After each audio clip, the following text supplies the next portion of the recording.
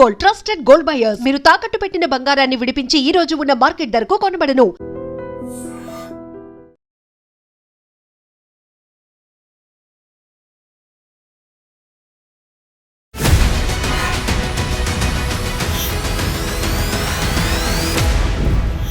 ఇప్పుడు వెరీ రీసెంట్గా బీజేపీలో వచ్చినటువంటి డెవలప్మెంట్స్ చూస్తే ఇప్పటికి కూడా గ్రూప్స్ అనేవి ఉన్నాయి. అది వేరే వేరే జిల్లాల్లో కాదు, ఒకే జిల్లాకి సంబంధించి పవర్ సెంటర్లు చాలా అయ్యాయి. నువ్వెక్కువ నేనెక్కువ అనే దాంట్లో డైరెక్ట్గానే నువ్వెక్కువ నేనెక్కువ అనేది బీజేపీలో లేదు.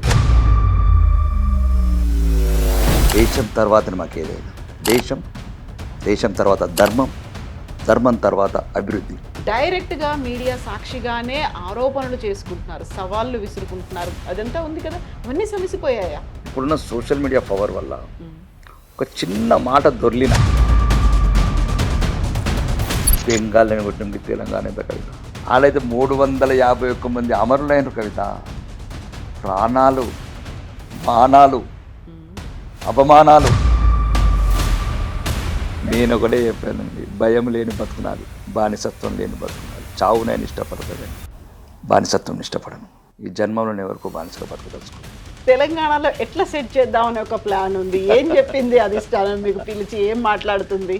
తెలంగాణ ఆత్మలోకి వెళ్ళమని, తెలంగాణ ప్రజల ఆకాంక్షలు ఏందో తెలుసుకున్నాను. కారం దుర్లతో దంచిన నేల కాబట్టి ఆ కారమే తినాలి. ఆ తెలంగాణ ప్రజల ఆత్మ ఆకాంక్షలకే వెళ్ళమని చెప్పింది తెలంగాణ. పోతే బీజేపీ స్టాండ్ ఏంటి? మళ్ళొకసారి వివక్ష చూపిస్తుందా? తెలంగాణ మీద వివక్ష లేదే అంటున్నాను. దానికి ఒక భారత ప్రధాని లెక్కలతో అంకెలతో చెప్పేలాడు. చాయ్ వాళ్ళ ప్రధానమంత్రి సామాన్య కుటుంబాలకు లోపల ఏదో ఇలా బర్స్ట్ అవుతున్నట్టు ఉంది, దాన్ని కొంచెం అణుచుకుంటున్నట్టు. ఒక్కసారి ఎప్పుడో ఒక సైడ్ లో పేలిపోయినట్టుగా ఒక సిచ్యువేషన్. అది ఎలక్షన్స్ ముందే బయటపడుతుంది. నెగిటివ్ పాజిటివ్లతో నేను లైఫ్ని లీడ్ చేయలేవు కవిత. ఒకసారి ఆయుధం పట్టిన తర్వాత తన వాడేవాడు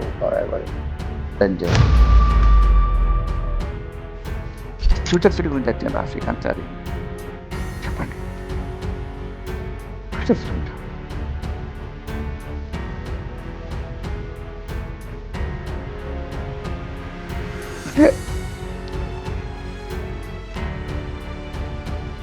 మనం చేయలేము.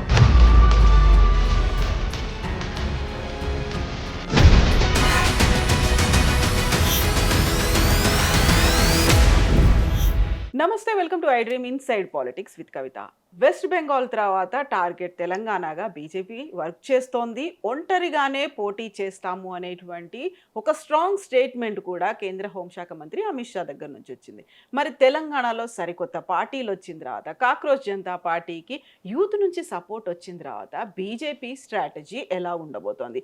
ఇప్పటికే గ్రూపులు, గొడవలు వీటన్నిటినీ ఏకం చేసుకొని ముందుకు వెళ్ళాలి అంటే, ఏకతాటిపైకి అందరినీ తీసుకురావాలంటే ఒక టఫ్ ఛాలెంజింగ్ టాస్క్ ఏమైనా బీజేపీకి ఉండబోతోందా? మనతో పాటుగా ఉన్నారు ఆర్మూర్ బీజేపీ ఎమ్మెల్యే పైడి రాకేష్ రెడ్డి గారు. హలో అండి, నమస్తే. నమస్తే. ఎలా ఉన్నారు మీరు? చాలా బాగున్నాను. పార్టీ ఎలా ఉంది తెలంగాణలో? పార్టీ నాకన్నా ఎక్కువ బాగుంది. అవునా? చాలా స్ట్రాంగ్గా ఉందా? చాలా స్ట్రాంగ్ ఉంటేనే 8 మంది ఎంపీలకు గెలిచినాం. 8 మంది ఎంపీలు, 8 మంది ఎమ్మెల్యేలు. కాకపోతే ఆ గ్రూపులు, డివిజన్లు అనేవి చాలా ఉన్నాయి. ఎక్కడికక్కడ పవర్ సెంటర్లు అనేవి ఉన్నాయి. ఏకతాటి మీదకి రావట్లేదు, గొడవలు ఉన్నాయి. ఏ పార్టీలో? అలా అయితే బీజేపీలో ఏ పార్టీలో అంటే ఫర్ ఎగ్జాంపుల్ అదేదో మొత్తానికి ప్రజాస్వామ్యంలో ఒక బ్యూటీ ఆఫ్ ది డెమోక్రసీ. కొద్దిగా అభిప్రాయ భేదాలు తప్ప మనస్పార్థల పదం వేరు, అభిప్రాయ భేదాలు వేరు.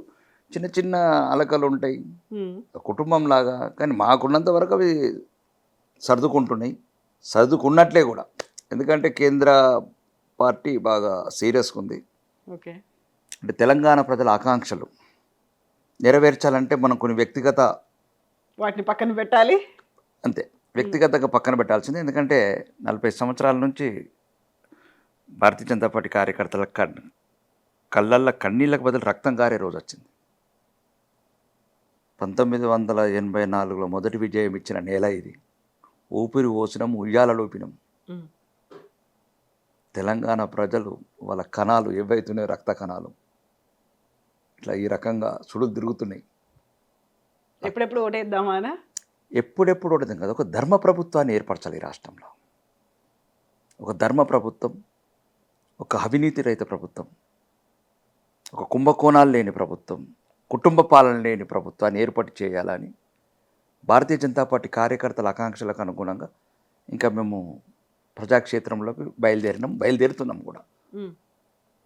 కాకపోతే అవన్నీ ఒకప్పుడు ఇప్పుడు అంతా కలిసిపోయాము అనుకున్నప్పుడు వెరీ రీసెంట్గా బీజేపీలో వచ్చినటువంటి డెవలప్మెంట్స్ చూస్తే ఇప్పటికి కూడా గ్రూప్స్ అనేవి ఉన్నాయి. అది ఈ వేరే వేరే జిల్లాల్లో కాదు, ఒకే జిల్లాకి సంబంధించి పవర్ సెంటర్లు చాలా అయ్యే, నువ్వెక్కువ నేనెక్కువ అనే దాంట్లో డైరెక్ట్గానే.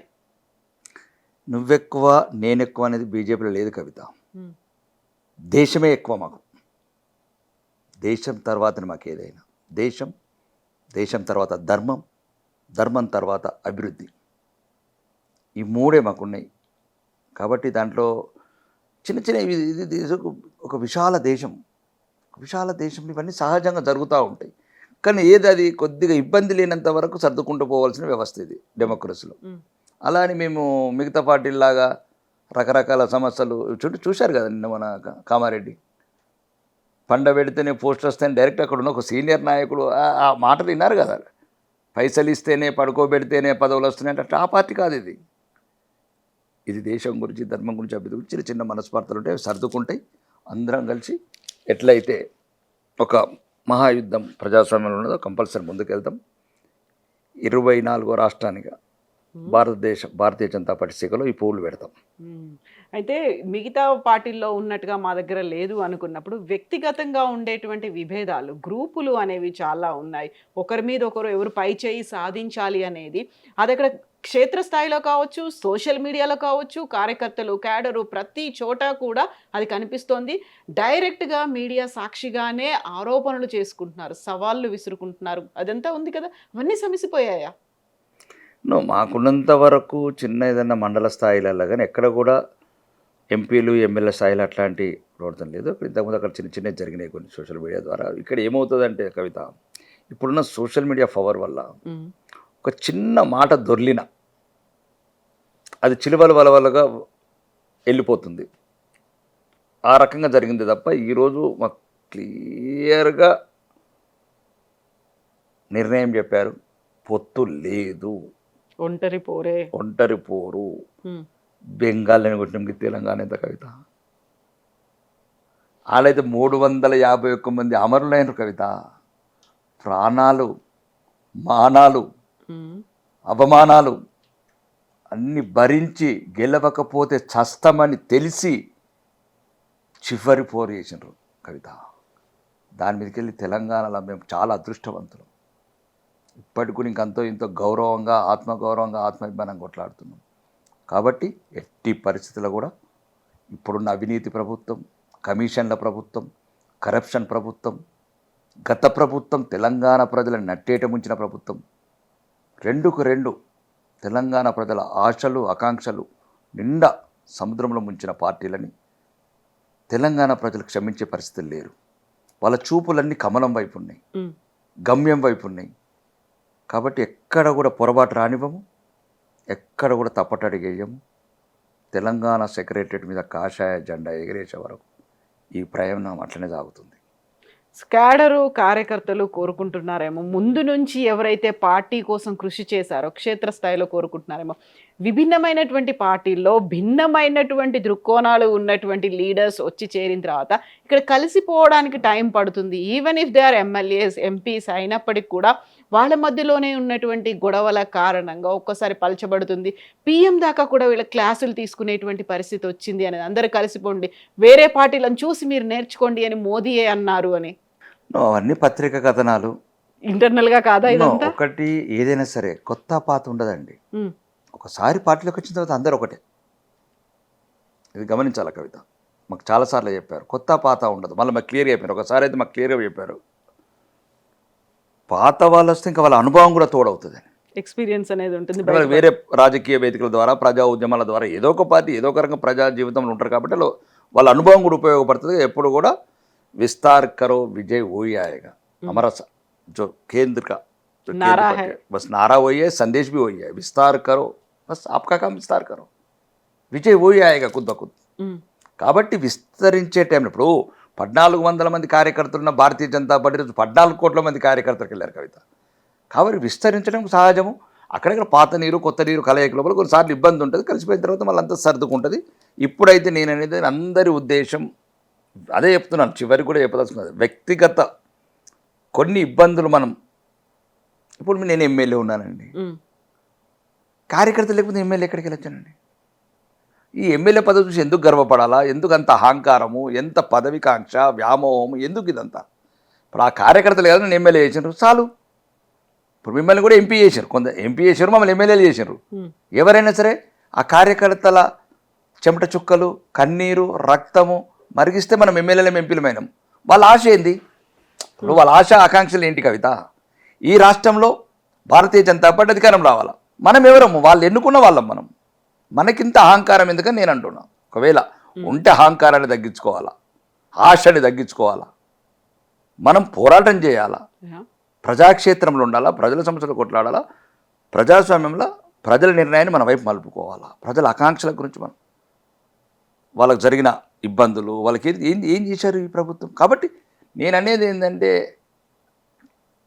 ఎంపీ ఎమ్మెల్యేని ఎక్కడికి వెళ్ళొచ్చినాయి మాకు? ఆ కార్యకర్తల కన్నీలే కదా. మా దగ్గర కార్యకర్తలు చాలా సామాన్యులు ఉంటారండి.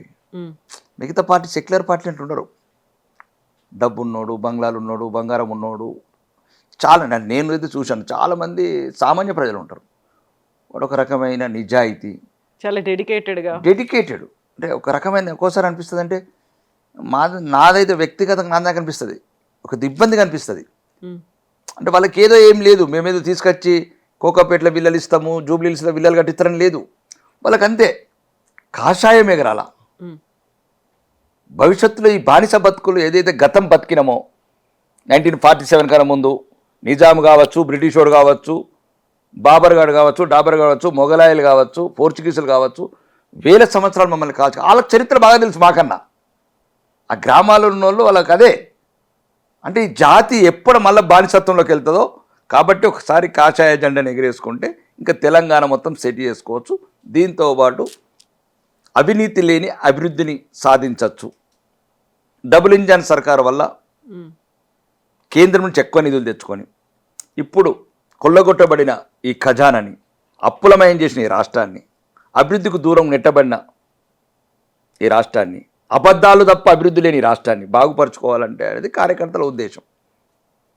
దానికి అనుగుణంగా నాయకులుగా మేము మారుతున్నాము, ప్రజాక్షేత్రంలోకి పోతున్నాము, ప్రతి సమస్య మీద పోరాడుతున్నాము.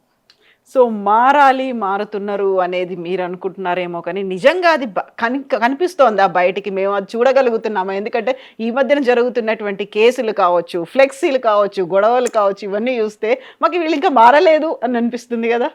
ఇప్పుడు మేము చిన్నప్పుడు ఉండేవాళ్ళం కవిత, అంటే చిన్న ఉదాహరణ చెప్తున్నాను. ఇవన్నీ ఏంటంటే ఆ పిల్ల చేస్తారు. మేము చిన్నప్పుడు ఎన్టీఆర్ కృష్ణ అభిమానులం అని చిన్న పిల్లలం. అప్పుడు మేము ఏం చేసేవాళ్ళం అంటే మేము ఎన్టీఆర్ అభిమాని, వాడు కృష్ణ అభిమాని. మేము ఏం చేసేవాళ్ళం, ఎన్టీఆర్ పోస్టర్ వెళ్ళి వాడు వచ్చి కృష్ణ పోస్టర్ వచ్చి మా గోడలకు అంటేసేవాడు. ఉదయం లేతే గొడవ, చింపుకునేది, పెడగొట్టుకునేది. చిన్నపిల్లల స్టేజ్. మీరు ప్రజాప్రతినిధులు అయిన తర్వాత కూడా నేను అంటున్నాను ఏంటంటే ఇప్పుడు అది ఎవడో చేస్తాడు, ఎవడో చేసి వాళ్ళ మీద ఆపాదిస్తారు. ఎవడో మా మధ్యన తగులు పెట్టాలా, ఒక అపోహలు సృష్టించాలన్నప్పుడు కొంతమంది ఇతర పార్టీల వాళ్ళే డబ్బులు ఇచ్చి చేపిస్తారు. కాంగ్రెస్ నేపథ్యం కావచ్చు, బీఆర్ఎస్ నేపథ్యం కావచ్చు, మోసాల మీద నిర్మించబడ్డ పార్టీలు అవి. కాబట్టి అట్లాంటి వాళ్ళకి ఏం చేస్తారంటే ఎవరికో కొద్ది డబ్బులు ఇచ్చేసి, లేదు మా కార్యకర్తలు ఎవరో కొద్దిగా ఆలోచన పరిధి తక్కువ ఉన్న వాళ్ళు, ఏదో కొద్దిగా చిన్న ఆలోచన ఉన్న వాళ్ళు ఏదో కొద్దిగా చిన్నగా తొందరపడో లేకపోతే ఇట్లాంటి చిన్నవి చేస్తారు తప్ప దీనికి దానికి ఏం సంబంధం లేదు. యుద్ధమే, యుద్ధానికి సిద్ధమైనం. ఈ గద్దెని వదిలేది లేదు, యుద్ధాన్ని వదిలేది లేదు, తెలంగాణను వదిలేది లేదు. ఒకసారి తెలంగాణ దుర్మార్గుల పాలన వల్ల, ఈ అవినీతి పాలన వల్ల మేము విముక్తి చేస్తాం భారతీయ జనతా పార్టీ. సో సైన్యానికి లీడర్ల ఆదేశం లేనిదే సైన్యం అలాంటి డెసిషన్ తీసుకుంటుందా అనేది. ఇప్పుడు ఈటెల రాజేందర్ మీద వ్యతిరేకంగా ఒక ఫ్లెక్సీ ఏర్పాటు చేశారు అంటే అది బండి సంజయ్ అనుచరుడే చేశారు అనేది, ఆయన మీద కేసులు ఇవన్నీ అరెస్టులు దాకా వెళ్ళిన తర్వాత అక్కడ ఈజీగా బయటికి వస్తోంది కదా, క్లియర్గా కనిపిస్తోంది ఇక్కడ వీళ్ళిద్దరి మధ్య జరుగుతోంది అని. గతంలో కూడా ఇద్దరు చాలా బాహాటంగా కూడా మాట్లాడేసుకో, చూద్దాం బిడ్డ చూద్దాం కొడక దాకా కూడా వెళ్ళి అసలు ఎవరెవరికి ఎంత ఉందో, ఎంత ప్రతాపాలు ఉన్నాయో, ఎంత వాళ్ళకి సపోర్ట్ ఉందో, కార్యకర్తల బలం ఉందో, మా బలగం ఎంత, నా టెరిటరీ ఇది, ఇలాంటివన్నీ కూడా మాట్లాడుకున్నారు కదా. అది ఇంకా స్టిల్ కంటిన్యూ అవుతోందా అనేది ఈ ఫ్లెక్సీ వివాదంతో బయటికి రాలా? ఇప్పుడు రాజకీయాలలో కొన్నిసార్లు మనస్పర్ధలు వచ్చినప్పుడు ఆవేశాలు లోనవుతాం. ఇప్పుడు ఒకప్పుడు మీకు రేవంత్ రెడ్డి గారి పీసీసీ ప్రెసిడెంట్ కాగానే కోమటిరెడ్డి రాజగోపాల్ ఇచ్చిన స్టేట్మెంట్ పంపిస్తాను మీకు వీడియో. సహజం అప్పుడున్న ఆవేదనలో ఆవేశంలోనూ కొన్ని సంఘటనలు, కొన్ని అన్పార్లమెంట్ లాంగ్వేజ్ వర్డ్స్ అన్ని యూజ్ చేస్తారు. కానీ మేము కూడా అది ఎలా జరిగింది ఏం జరిగిందని ఇప్పుడైతే అట్లాంటి పరిస్థితి లేదు. 15 రోజుల కింద అయిందే కదా ఈ విషయం. లేదు, అది మీరు చెప్పింది ఫ్లెక్సీ అనుకుంటా. ఫ్లెక్సీ ఎప్పుడు 15 రోజుల కింద. అది పాపం బండి సంజయ్కి సంబంధం లేదు. అది కింద స్థాయి కార్యకర్తలు ఏదో ఊహించుకుంటారు, మాకు అడ్డొస్తున్నాడు, లేకపోతే మొన్న ఏదో జరిగిన సంఘటనకు వీళ్ళే కారకులు. ఇవన్నీ అపోహలండి. మా దాంట్లో బండి సంజయ్ కానీ, అరవింద్ కానీ, ఈటల రాజేంద్ర కానీ, రఘునందన్ రావు గారు కానీ మొత్తం ఎంటర్గా ఒక అందరు ఆలోచన విధానం ఒకటే. అందరూ కూడా ఒక రకమైన ఐడియాలిస్టులు ఉన్నారు. ఇప్పుడు ఈటల రాజేందర్ కావచ్చు, ఒక్కొక్కరు ఒక నేపథ్యం ఉంది. ఉద్యమకారుడు, 10 ఏళ్ళు మంత్రిగా ఉండి కరోనా టైంలో తన ప్రాణాలకు తెగించి తెలంగాణ ప్రజల హాస్పిటల్ కావచ్చు, కరోనా అప్పుడు ఆ ఇష్యూస్లలో చాలా జాగ్రత్తలు తీసుకున్న మంత్రి ఆయన. ఆర్థిక శాఖ మంత్రిగా జిఎస్టీకి చాలా సహాయ సహాయకాలు ఉంది. అట్లాంటి ఉద్యమకారుడు, వాళ్ళొక సౌమ్యుడు కాబట్టి ఉంటారు. రాజకీయాలలో కొందరు ఉంటారు. బండి సంజయ్ గారు ఆయనకున్న ఒక ఉద్రేక స్వభావం. ఈరోజు ఒక జాతి అంటే తెలంగాణ ప్రజల్ని ఒక రూతులంచిన నాయకుడు. అరవింద్ గారు ఆయన చతురతతోని, రఘునందన్ రావు గారు తెలుసు మీకు, ఇంకా ఒక మేధావి, ఏ సబ్జెక్ట్ అయినా అనర్గళంగా మాట్లాడే ఒక నాయకుడు. మా దాంట్లోని నాయకులు ఎక్కడ లేరండి. కానీ ఒకటే, కొన్నిసార్లు ఏమవుతుందంటే ఇప్పుడు మైనారిటీలను రెచ్చగొట్టడం, బుజ్జగింపు రాజకీయాలు, భారతీయ జనతా పార్టీ మీద విషం చిమ్మటం, ఇవన్నీ వల్ల కొన్నిసార్లు ఇబ్బందులు అవుతాయి. ఆ విషయం చిమ్మట్లో భాగమే మీకు వచ్చిన ఫీడ్బ్యాక్. అంటే ఎక్కడెక్కడ భారతీయ జనతా పార్టీకి అగ్నెస్ట్గా చాలా రకాల శక్తులు పనిచేస్తాయి. సెక్యులర్కి ఆ ప్రాబ్లం లేదు. అగెనిస్ట్గానా ఇంటర్నల్గా కూడా పనిచేస్తున్నాయా అనేది నువ్వు ఇంటర్నల్గా ఉంటాయండి, అన్ని పార్టీలు ఉంటాయి. రేవంత్ రెడ్డి ముఖ్యమంత్రి ఉండాలని ఎవరికి ఇష్టం లేదు, అందులో ఉంటున్నాడు. రాహుల్ గాంధీకి ఇష్టం లేదు, వీళ్ళు ఏం చేస్తారు? వీళ్ళు చాలాసార్లు ఇబ్బంది పెడతారు ఆయనని. ఆయన పక్కన ఉంటే కూడా లేవరు. గౌరవనీయ ముఖ్యమంత్రి వస్తే ఆ పక్కన ఉంటే లేవరు, ఆయనను పట్టించుకోరు. అసలు ఆయన ముఖ్యమంత్రిని పట్టించుకోరు. అయినా కానీ ముఖ్యమంత్రి ఆయన్నే. ఉంటాయి ఇంటర్నల్, అన్ని పార్టీలలో ఉంటాయి. కాబట్టి మా దాంట్లో కూడా ఒకటో అడాకొర ఉన్నా కానీ అవన్నీ సంసిపోయినాయి. ఇంకా సంసిపోకపోతే కేంద్ర పార్టీ చూసుకుంటుంది. ఒకవేళ సంసిపోకపోతే ఆవిడ బెదిరించాలా, లొంగ తీసుకోవాలా, భయపెట్టాలా, ఏం చేయాలి, సామధాన భేద దండోపాయాలు అంటారు కదా, అవన్నింటినీ ప్రయోగిస్తుందా ఇప్పుడు బీజేపీ? 100%. ఇది వ్యక్తుల గురించి పుట్లే పార్టీ. ఎవరో ముఖ్యమంత్రి కావడానికో, ఎవరో రాకేష్ రెడ్డి మంత్రి కావడానికి పుట్టలే భారతీయ జనతా పార్టీ. భారతీయ జనతా పార్టీ దేశ అభివృద్ధి గురించి పుట్టింది. విశ్వంలో విశ్వఖ్యాతి ఎగరేయాలని పుట్టింది. ఈరోజు చూశారు కదా భారత విదేశాంగ మంత్రి ఎట్లా మాట్లాడుతున్నాడు యూరోప్లో. అది అనువనువున ఒక దేశం మీద అభిమానం నింపుకున్న ఒక విదేశాంగ మంత్రి మాట్లాడే మాటలు అవి. కాబట్టి అందరికీ అట్లాంటి మీరు అన్న రోజు వచ్చేస్తే ఎవ్వరికి కూడా వదిలిపెట్టేది ఉండదు పార్టీ. ఇది కార్యకర్తల పార్టీ, కార్యకర్తలే ముఖ్యం. కాబట్టి ఎక్కడ నాకు చిన్న సర్దుకోకపోతే సర్దేసి అన్ని సెటరైట్ చేస్తారు. అన్ని చోట్ల చేసినారు, సెటరైట్ చేసారు. అస్సాంలో చేసినారు, బెంగాల్లో చేసినారు, హర్యానాలో చేసినారు, మహారాష్ట్రలో చేసారు, అన్ని చోట్ల సెటరైట్ చేసారు. ఇటు సెటరైట్ చేస్తారు, పెద్ద పనేం కాదండి. కానీ నేను అనేది ఏంటంటే ఏదేమైనా ఇంకా సంసిపోయినాయి, సమస్యలను సంసిపోయినాయి. ఇంకా మేము అనుకుంటున్నాం ఏంటంటే ఒక కార్యాచరణ ప్రధానమంత్రి గారు వచ్చి నిర్దేశం చేశారు. ఇక్కడ మొత్తం అవినీతి, ఆర్ఆర్ ట్యాక్స్, ఆకాశంలో తార చుక్కలు చూపించారు, తెలంగాణ ప్రజల్ని మోసం చేశారు. ఇవన్నీ మనం ప్రజలకు ప్రజా ఉద్యమాలు, ప్రజాక్షేత్రంలో ఇట్లాంటి విషయాలలో ముందుకెళ్తాం. అన్నిటికన్నా ముఖ్యం తెలంగాణ ప్రజల ఆకాంక్ష. బీజేపీ వైపు చూస్తున్నారు. Okay, BJP. ఇప్పుడు మీరు ఒక మాట అన్నారు, పాపం బండి సంజయ్, ఆయనకి ఏం తెలియకపోయి ఉండొచ్చు. పాపం అన్నారంటే ఆయన మీద అభిమానం ఏమైనా ఉందా? లేకపోతే నాకు ఎక్కువ తెలియదు కూడా బండి సంజయ్. నాకు అందరు 8 మంది ఎంపీలు, ఇంకా నాకు అరవిందే కొద్దిగా ఎక్కువ. ఎందుకంటే అరవింద్ ద్వారా, మీ జిల్లా కాబట్టి, అరవింద్ ద్వారా నేను బీజేపీలోకి వచ్చాను కాబట్టి అభిమానం ఉంటుంది. అంటే అనవసరంగా బదనాం చేస్తున్నారు అనేది నేను అనేది ఏంటంటే పాపం మా తెలంగాణలో ఊత పదం అది. పాపం అంతే. ఇంకా పాపం అంటే మొత్తానికి శని చుట్టుకుంటుందని అంటారు, కానీ అది నాకు చుట్టుకుంటుంది ఎట్లా. జనరల్గా నాకు రొటీన్ అలవాటు ఎవరన్నా అయ్యో పాపం శని చుట్టుకుంటే వదిలించడానికి కూడా ఉంటుంది కదా, ఏదో ఒకటి దానికి రెమెడీ చెయ్యొచ్చు. నేను ఒకటే చెప్పానండి, భయం లేని బతుకున్నది, బానిసత్వం లేని బతుకున్నది. చావు నేను ఇష్టపడతా కానీ బానిసత్వం ఇష్టపడను. నేను ఒకటే జన్మనండి, మళ్ళీ జన్మ అంటూ లేదు, ఉంటే నాకు తెలియదు. ఈ జన్మలో నేను ఎవరికో బానిసగా బతకదలుచుకోలేదు. కాబట్టి నేను చెప్పదలుచుకున్నది అంటే నాకున్న ఒక ఊత పదం అయ్యో పాపం అనే ఒక పదాలు వాడుతాను తప్ప, నేను అనేది ఏంటంటే అనవసరంగా బ్లేమ్ అవుతారు ఒక్కోసారి. అది ఎవడో పోస్టర్ అనిపిస్తుంది నేను అనుకుంటున్నాను. ఎవరు చెప్తారు వాడు ఏం చెప్తారు, ఇంకొకటి వేసి ఈటల రాజేందర్ మనిషి వచ్చి మళ్ళీ ఇంకో దగ్గర కట్టిండు అనుకో ఫర్ ఎగ్జాంపుల్, మళ్ళీ ఒక అంటే ఇదంతా ఒక ఏదైతే మేము ఒక విజయం వైపు ప్రయాణం చేసేటప్పుడు ఇట్లాంటివన్నీ జరుగుతుంటాయి, మేము జాగ్రత్తగా ఉండాలని నేను అనుకుంటున్నాను. ఒకవేళ నా వ్యక్తిగత అభిప్రాయం ఇంకా జాగ్రత్తగా ఉండాలి మేము, నా పట్ల కావచ్చు, రకరకాల ఎవరి పట్ల సరే రకరకాల కుట్రలు జరుగుతూ ఉంటాయి రాజకీయాలలో. కాబట్టి దానికి జాగ్రత్తగా ఉన్నాం, అవి చిన్న చిన్నవి పట్టించుకోవట్లేదు మేము. బండి సంజయ్ పెద్దగా తెలియకపోవచ్చు, కాకుండా బండి సంజయ్ కొడుకుకి జరిగినటువంటి ఆ ఇన్సిడెంట్ తెలుసా మీకు? దాన్ని ఎట్లా చూస్తారు మీరు? ఒకటండి, ఇప్పుడు ఆ ఇన్సిడెంట్ ఏందనేది ఇంకా మొత్తం చట్టబద్ధ సంస్థల చేతిలో ఉంది, ఇన్వెస్టిగేషన్ టీంలో. ఇంకొక మనము ఏదైతే ఆ సమయంలో ఏది అనుకున్నామో, ఏదైతే జరిగినాయో, చర్చలు జరిగినాయి, రకరకాల డిబేట్లు జరిగినాయి, రకరకాల వ్యవస్థ మూవ్ అయింది. ఇప్పుడు దాని మీద ఒక సిట్ ఏర్పాటు చేశారు, ఒక ఐపీఎస్ అధికారిని పెట్టారు. వాళ్ళు దర్యాప్తు సంస్థలు ఏదైతే యాక్షన్ తీసుకున్నారో, ప్రైమరీ యాక్షన్ తీసుకున్నారు, అతను అరెస్ట్ చేశారు, పంపించారు. ఇంకా దర్యాప్తు సంస్థలు చూసుకుంటాయి. దర్యాప్తు సంస్థల తర్వాత న్యాయ వ్యవస్థ. ఇంకా మనం ఊహించుకున్నంత మాత్రాన, మనం ఏదో జరిగినంత మాత్రాన అది కోర్టు లాక్ అగ్నెస్ట్కు పోయినట్లు ఇప్పుడు ఈ సమయంలో. ఆ సమయంలో అంటే అతనికి ఏదో రకరకాల అరెస్ట్ కాలేదు కాబట్టి ఇంకేదో రకరకాలుగా మాట్లాడినాం. కానీ ఏదేమైనా సరే ఇంకా మనము చట్టానికి న్యాయానికి వదిలిపెట్టాలి. ఇంకా మనం మీడియా అనేది ఎంతవరకు చేయాలో, ఎంతవరకు ఆడుకోవాలో అంతవరకు ఆడుకున్నది. కేసుని కాస్త మనం మాట్లాడుకోవద్దు, ఎందుకంటే కోర్టు పరిధిలో ఉంది కాబట్టి.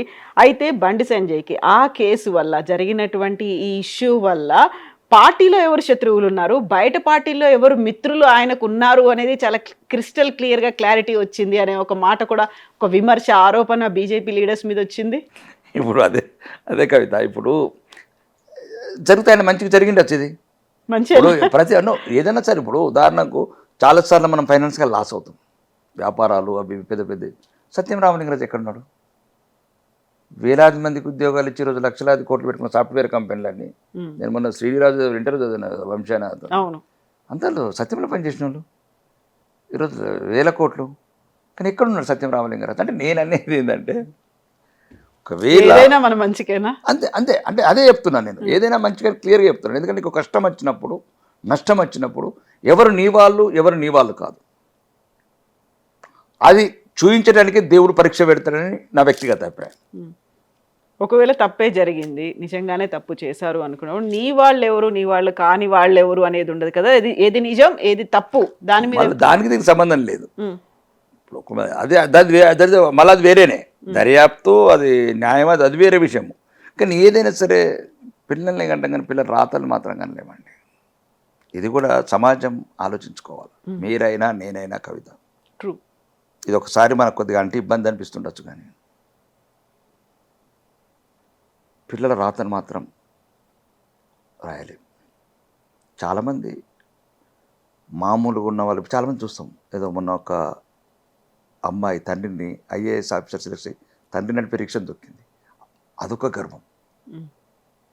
ఒక మామూలు రిక్షా పుల్లర్ కూతురు ఐఏఎస్ ఆఫీసర్ ఎక్కడో కలకత్తా వీధులలో ఒకసారి రిక్షాలో తండ్రిని కూర్చుని పెట్టుకుని రిక్షా దొక్కింది ఐఏఎస్ ఆఫీసర్.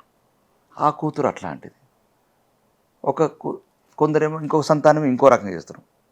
కొందరు ఆస్తులు కొల్లగొడతారు, కొందరు ఆత్మాభిమానం కొల్లగొడతారు, కొందరు అవమానాల పాలు చేస్తారు. ఎంతవరకు తల్లిదండ్రుల బాధ్యత ఉంటుంది? ఏ తల్లిదండ్రులు కోరుకుంటారు అట్లా కావాలని? చెప్పండి. ఏ తల్లిదండ్రులు కోరుకుంటారు తమ కొడుకు కానీ తమ కూతురు కానీ ఇట్లాంటి చర్యలు చేయాలని కోరుకుంటారా? చెప్పండి. ఇవి జరుగుతాయి. అనుకోకుండా జరిగిన ఈ సంఘటనల వల్ల తప్పదు, భరించాల్సిందే. బాధ అయినా, కడుపులో రగిలిన కన్నీళ్ళు కళ్ళల్లో పెట్టుకోవాలా, రగిలించాల్సిందే ఎవరికైనా సరే. ఇప్పుడు చాలామంది చూస్తాం జైళ్ళలో, ఇప్పుడు మీరు జైలుకి వెళ్ళండి, కోర్టుకి వెళ్ళండి, మీరు క్రిమినల్ కోర్టుకి వెళ్ళండి, అక్కడ ఉంటాయి మర్డర్ చేసిన తల్లిదండ్రులు కూడా వస్తారు. వాడు మర్డర్ చేసినచ్చు, కానీ తల్లిదండ్రులు కొడుకేవాడు. మర్డర్ చేసిన కుటుంబం ఒకవైపు, సమాజం ఒకవైపు. మీరు జైళ్ళల్లో ములాఖాత్కి వెళ్ళి చూడండి, వాడు ఏమైనా చేసిండొచ్చు, కానీ వాడి కుటుంబానికి, వాడి తల్లిదండ్రులకు ఓ బాధ ఉంటుంది, ఒక ఎమోషన్ ఉంటుంది. కాకపోతే అంతకు మించి ఒక బాధ్యతాయుతమైనటువంటి పదవి పబ్లిక్ రిప్రజెంటేటివ్ అనేది వాళ్ళు చేస్తే జనాలు చూస్తూ ఉంటారు. వీళ్ళు ఈ పదవిలో ఉన్నారు, అరే వాళ్ళ పిల్లల్ని వాళ్ళు చూసుకోలేదా, పెంపకం బాగాలేదా, లేకుంటే ఎక్కడ లోపం జరిగింది, అసలు కొడుకు ఆధారలో ఉంటే పేరెంట్స్ చూసుకోవట్లేదా, ఇట్లాంటి బోల్డ్ అని డౌట్స్ వస్తూ ఉంటాయి కదా. పర్టికులర్గా ఈ ప్రజాక్షేత్రంలో ఉన్నప్పుడు చాలా జాగ్రత్తగా ఉండాలి అనేదాన్ని యాజ్ ఎ పేరెంట్గా ఎవరైనా దాన్ని యాక్సెప్ట్ చేస్తారు. ఎంతో జాగ్రత్త ఉన్నాయి, వేలు జరిగినాయి. ఇప్పుడు అది మళ్ళీ ఇది చర్చ విడబోతుంది. బట్టిలలో వేసి కూడా కాల్ చేసినారు. నేను అనేది ఉద్దేశం ఏంటంటే, ఇది అందరు పొలిటీషియన్స్ మనకి వస్తుంది. నిజంగా పొలిటీషియన్ టైం ఉండదు. ఇప్పుడు నేనే ఉన్నాను, నా కొడుకు ఇప్పుడు +2 చదువుతున్నాడు. నేను ఎమ్మెల్యే నుంచి మార్కు తక్కుతున్నాయి. ఎందుకంటే ప్రజా జీవితంలో ఉదయం లేచి నుంచి ఇప్పుడు కాన్షియస్ పోతాం, 3 రోజులు ఉండాలా, లేదు పార్టీ ప్రోగ్రాంలు వరంగల్ పోవాలా, ఆదిలాబాద్ పోవాలా, ఢిల్లీ పోవాలా. ఓకే, వాళ్ళ మదర్ చాలా కష్టపడుతుంది, చెప్తుంది అప్పటికి కూడా. ఇప్పుడు నేను అప్పుడప్పుడు ఈ మధ్యన కొద్దిగా ఎడ్యుకేషన్ ఇంపార్టెంట్, వాల్యూస్ ఇంపార్టెంట్ ఉండకుండా చెప్తున్నాను. ఇంట్లో ఎక్కువ టైం ఉంటాను, కారణం ఏదైనా బయట కొద్దిగా ప్రోగ్రామ్స్ క్యాన్సిల్ చేసుకున్నా అంటే నేను చెప్తాము, అంతే చెప్తాము. కానీ ఏం చేస్తాం, ఇప్పుడు ఏ ఫ్యాక్టర్స్ వాళ్ళ మీద పనిచేస్తాయి అనేది తెలియదు. అది ఏ తల్లిదండ్రులైనా కానీ మీరు ఇట్లా కావాలని కోరుకోరు కదా, చెప్తారు. ఇప్పుడు ఉదాహరణకు నేనైనా సరే వచ్చిన కొడుకుని రాగానే తిన్నావు అంటాను, చదువుకున్నావు అంటాను, మంచి చదువుకో అంటాను, చదువుని మించింది ఏం లేదంటాను, కొద్దిగా ప్రవర్తన కొద్దిగా ఉంచండి, కొద్దిగా గౌరవించండి. ఇట్లా చిన్నపిల్లలే కాబట్టి ఇప్పుడే కదా 18 సంవత్సరాలు కాబట్టి, ఇంకా అంటే జనరల్గా ఇప్పుడే టీనేజ్లో ఇన్ఫ్లుయెన్స్ అనేది ఉంటుంది, హార్మోన్స్ చేంజ్ అవుతూ ఉంటాయి. ఆ టీనేజ్ కూడా మనం కూడా క్రాస్ అయ్యాం కదా. అదే మనకు తెలియని టీనేజ్ కాదు కదా. టీనేజ్లో మనకి ఎట్లాంటి ఫీలింగ్స్ వస్తుంది వాళ్ళకే వేస్తాయి. కానీ మనం అంటే ఆ క్రాస్ అయ్యి వచ్చినాం కాబట్టి ఏది మంచో ఏదో చెడు చెప్పగలగాలి. ఫ్రెండ్షిప్ ఎక్కువ ఎఫెక్ట్ పడుతుంది, సోషల్ మీడియా బాగా ఎఫెక్ట్ పడుతుంది, అన్ని కారణాలు ఉన్నాయి. ఇప్పుడు ఒకప్పుడు ఈ రోజు వాడికి ప్రపంచమే చేతిలో కనబడుతుంది. కాబట్టి చాలా తల్లిదండ్రులు తమ పిల్లల్ని మంచిగా అనుకుంటారు, మంచి ప్రయోజకులు పెంచాలనుకుంటారు. అప్పుడప్పుడు కషాయి కాలం కాటెత్తుంది, అది కన్నీళ్లతోనే పూర్తవుతుంది. బాగుంది, చాలా బాగా చెప్పారు. మనం పార్టీ గురించి కూడా మాట్లాడుకుంటే, వెస్ట్ బెంగాల్లో మొత్తం సెట్ చేసినాం, అక్కడ సమస్య పోయింది, అన్నీ అయింది అనుకున్నప్పుడు తెలంగాణలో ఎట్లా సెట్ చేద్దామని ఒక ప్లాన్ ఉంది. ఏం చెప్పింది అధిష్టానం మీకు పిలిచి, ఏం మాట్లాడుతుంది? ఒకటండి, మాకు తెలంగాణ ఆత్మలోకి వెళ్ళమన్నది, తెలంగాణ ప్రజల ఆకాంక్షలు ఏందో తెలుసుకోమన్నది, తెలంగాణ ప్రజల సంస్కృతి, వాళ్ళకున్న సమస్యలు, వాళ్ళు కోరుకుంటున్న ఆత్మాభిమానము, ఆత్మగౌరవము. తెలంగాణ ప్రజలు ఒక నిజాం రాజు మీద దండయాత్ర చేసిన రాజులు, సాయుధ పోరాటాలు చేసిన వాళ్ళు. ఇది మామూలు జాతి కాదు తెలంగాణది. ఏదో ఆంధ్ర తెలంగాణ ఉద్యమం అది మామూలు ఉద్యమం, అది అట్లా కాదు. అంటే మామూలు ఉద్యమం అంటే కంపేర్ టు అంటే 1200 మంది బిడ్డలు తెగించి పాపం వాళ్ళ ప్రాణాలు కోల్పోయినారు, సకల జనుల సమావేశం. కానీ ఈ జాతిలో అడుగడుగున ఒక ఆవేశం. ఆ టైంలో నిజాం ప్రభుత్వం కావచ్చు, సాయుధ పోరాటం కావచ్చు, కమ్యూనిస్ట్ సాయుధ, ఒక రకమైన వైల్డ్ సాయిల్ ఇది. కాబట్టి తెలంగాణ ఆత్మలోకి కూడా వెళ్ళాలి మేము. ఇప్పుడు నువ్వు యూపీ ఫార్ములా ఇక్కడ పనిచేయదు, బెంగాల్ ఫార్ములా ఇక్కడ పనిచేయదు, తెలంగాణ ఫార్ములా తెలంగాణ. అంటే కారం దుడ్లతో దంచిన నేల కాబట్టి ఆ కారమే తినాలి. ఆ తెలంగాణ ప్రజల ఆత్మ ఆకాంక్షలకే వెళ్ళమని చెప్పింది. తెలంగాణ ఆకాంక్షలు, వాళ్ళ ఆత్మాభిమానము, ఆత్మగౌరవము, వాళ్ళ అభివృద్ధి గురించి మనం ఏమేమి చేయాలా, అభివృద్ధి గురించి పెద్దలు ప్రణాళికలు ఇస్తారు. మాలాంటి వాళ్ళు ఏం చేస్తారంటే కొత్తగా వచ్చిన రాజకీయాలు కాబట్టి ఇంకా మాకు ప్రజల మధ్యలోకి వెళ్ళి ప్రజా ఉద్యమాలు నిర్మించడము, ప్రజా చైతన్యం చేయడము, ఇప్పుడున్న ఈ అవినీతి ప్రభుత్వాన్ని, అబద్ధాల ప్రభుత్వాన్ని, వాళ్ళకి ఏం చేసిన మోసాలు చెప్పడం, ఇప్పుడు జరుగుతున్న మోసాలు చెప్పడం. ఫర్ ఎగ్జాంపుల్ వడ్ల కొనుగోలు కావచ్చు, ఈరోజు యూరియా గురించి క్యూలు కట్టడం కావచ్చు. ఎటువంటి ప్రణాళిక లేదు, ఎంతసేపు కమిషన్లు, కరప్షన్లు, ఢిల్లీ టూర్లు. తెలంగాణ ప్రజలు 2 నెలలు రోడ్ల మీద అంటే వర్షాలల్లా, వడగళ్ళ వాళ్ళ కన్నీళ్ళు ఏరులై పారింది. అంటే ఇట్లాంటి ప్రజలను చైతన్యవంతం చేసి ఒక మంచి సుపరిపాలన ఇస్తామని వాళ్ళకు నచ్చజెప్పి వాళ్ళకి చైతన్యం చేసి మనం ప్రజాస్వామ్యంలో మన వైపు మలుపుకోవాలి.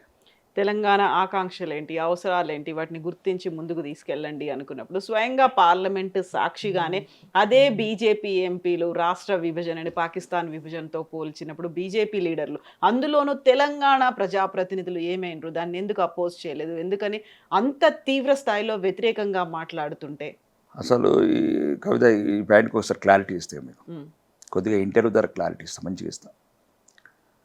తెలంగాణ యువతను చంపిందే కాంగ్రెస్ 1969లో. తొలిదశ ఉద్యమంలో తుపాకీ గుండ్లు పెట్టి 369 మంది మా బిడ్డలను కాల్చి చంపింది కాంగ్రెస్. అడుగడుగును అణచివేసింది ఇందిరాగాంధీ ప్రభుత్వం, బ్రహ్మానంద రెడ్డి ప్రభుత్వం. మా బిడ్డలను చంపిన వాళ్ళు యువకులు, నూలు మీసాల యువకులు. ఈరోజు కాదు మా పానాలు తీసింది కాంగ్రెస్.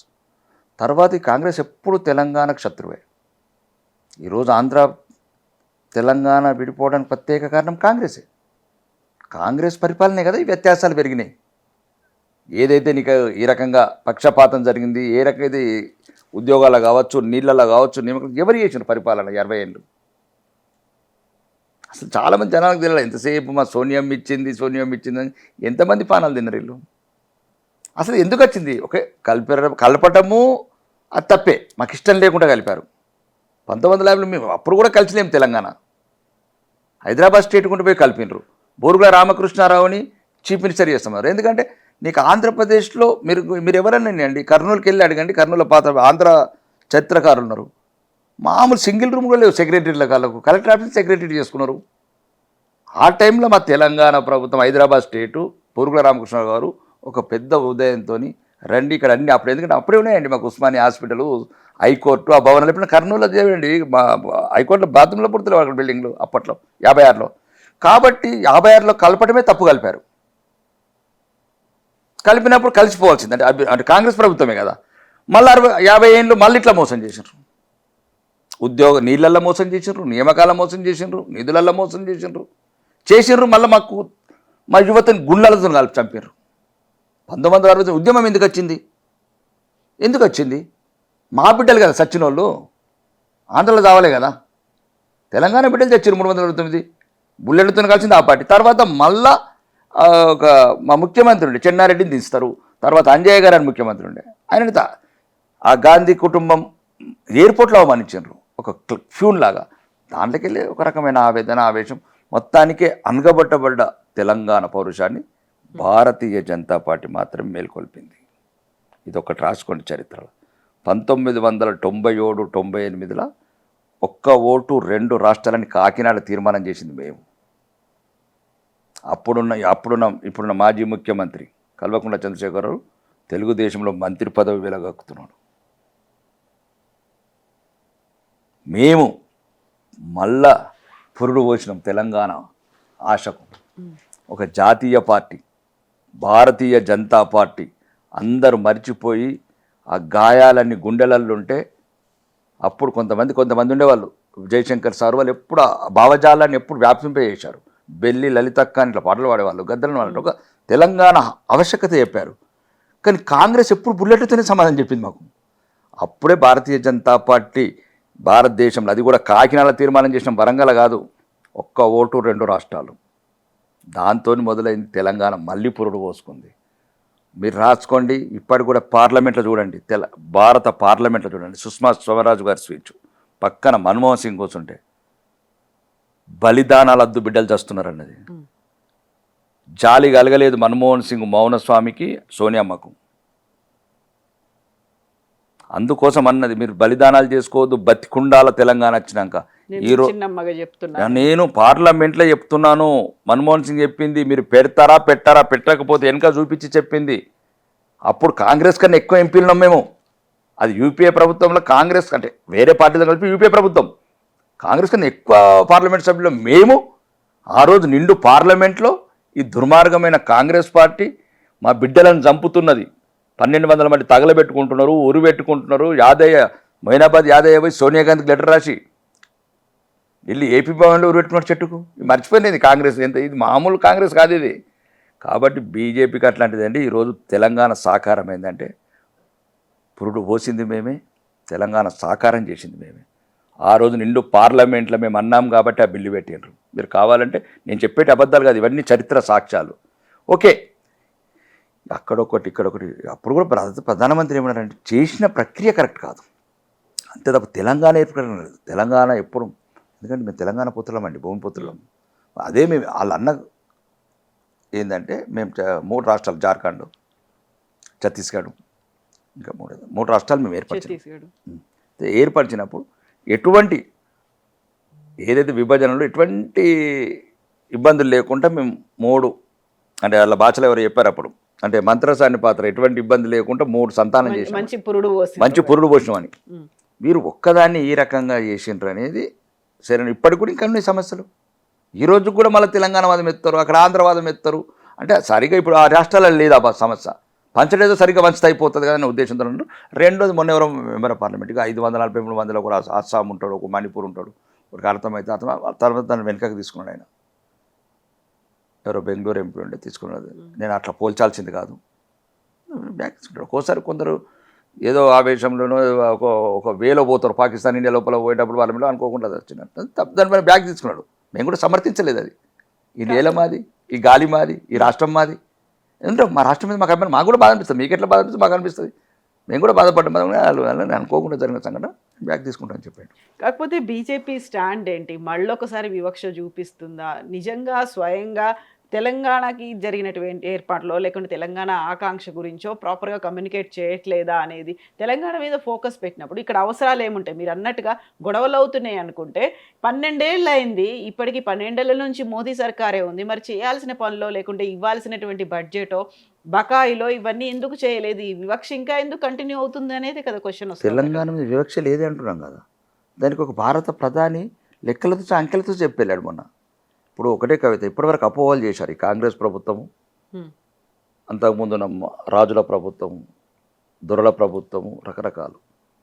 అట్లా కాదు, ఛాయ్ వాళ్ళ ప్రధానమంత్రి ఉన్న దేశం, సామాన్య కుటుంబాలకు లక్షణం, ఎవరికి అహంకారం లేదు, దేశమంతా ఒకటి. వాళ్ళు ఇక్కడ జరిగింది ఏంటంటే మొన్న కూడా ప్రయత్నం చేశారు రేవంత్ రెడ్డి గారు, తెలంగాణ రాష్ట్ర ముఖ్యమంత్రి గారు. నన్ను గుజరాత్ చూసినట్టు నన్ను చూడండి అంటే నేను చెప్పాడు ప్రధానమంత్రి గారు, గుజరాత్ నిధులు ఇచ్చినట్లు ఇస్తే నీకు సగమే వస్తాయి దీంట్లో అని. ఇది భారత ప్రభుత్వం మొత్తం ప్రపంచమంతా చూసింది. మాకు కూడా బాగా కనువిప్పు కలిగింది. మాకు కూడా ఈ 2 years నుంచి ఒక రకమైన ఇబ్బంది ఉండేది. మీరు గుజరాత్ అని క్లియర్గా చెప్పండి, మీకు లెక్కలు కావాలంటే పంపిస్తాను, అక్కడికి వెళ్ళి పంపి అదే రకంగా ఆ రేషియో ప్రకారం మీకు కావాలంటే ఇప్పుడు వచ్చిందంటే సగం వస్తాయి. కాబట్టి మేము మళ్ళీ దానికి ఎగ్జాంపుల్స్ కూడా ఇచ్చేయండి. మా దగ్గర ఇంకా 100 ఎగ్జాంపుల్స్ ఉన్నాయి, అది పక్కన పెట్టండి. అంటే సుమారు 1000, మన ఉమ్మడి రాష్ట్రం ఉన్నప్పుడు 1000 కోట్లు ఇచ్చాం రైల్వేకు. ఈరోజు 5500 కోట్లు బడ్జెట్ నుంచి 50,000 కోట్ల వర్క్ చేస్తున్నాం. ఇంకా రెండోది మీకు ఇంకోటి చెప్పాలి. ఈరోజు దేశంలో ఇప్పుడు మట్టి రోడ్ కావచ్చు మేము ఇచ్చినమే, ఇప్పుడు రెండోది రీజనల్ రింగ్ రోడ్ మేము ఇచ్చిందే 50%. కంపెన్సేషన్ ఫండ్స్ కూడా మేమే ఇచ్చినాం. రీజనల్ రింగ్ రోడ్ డిపిఆర్ మేమే అప్రూవల్ చేసినాం. ఏ సహకారాలు ఈరోజు సికింద్రాబాద్ స్టేషన్ కావచ్చు, చర్లపల్లి స్టేషన్ కావచ్చు, మొత్తానికి మొత్తం మౌలిక వసతులు, 5 వందే భారత్ ట్రైన్లు, 6 అమృత భారత్ ట్రైన్లు, రెండోది Kakatiya textile park, Zaheerabad industrial park, బీబీనగర్లో ఎయిమ్స్ కావచ్చు, సమ్మక్క సారిక గిరిజన యూనివర్సిటీ కావచ్చు.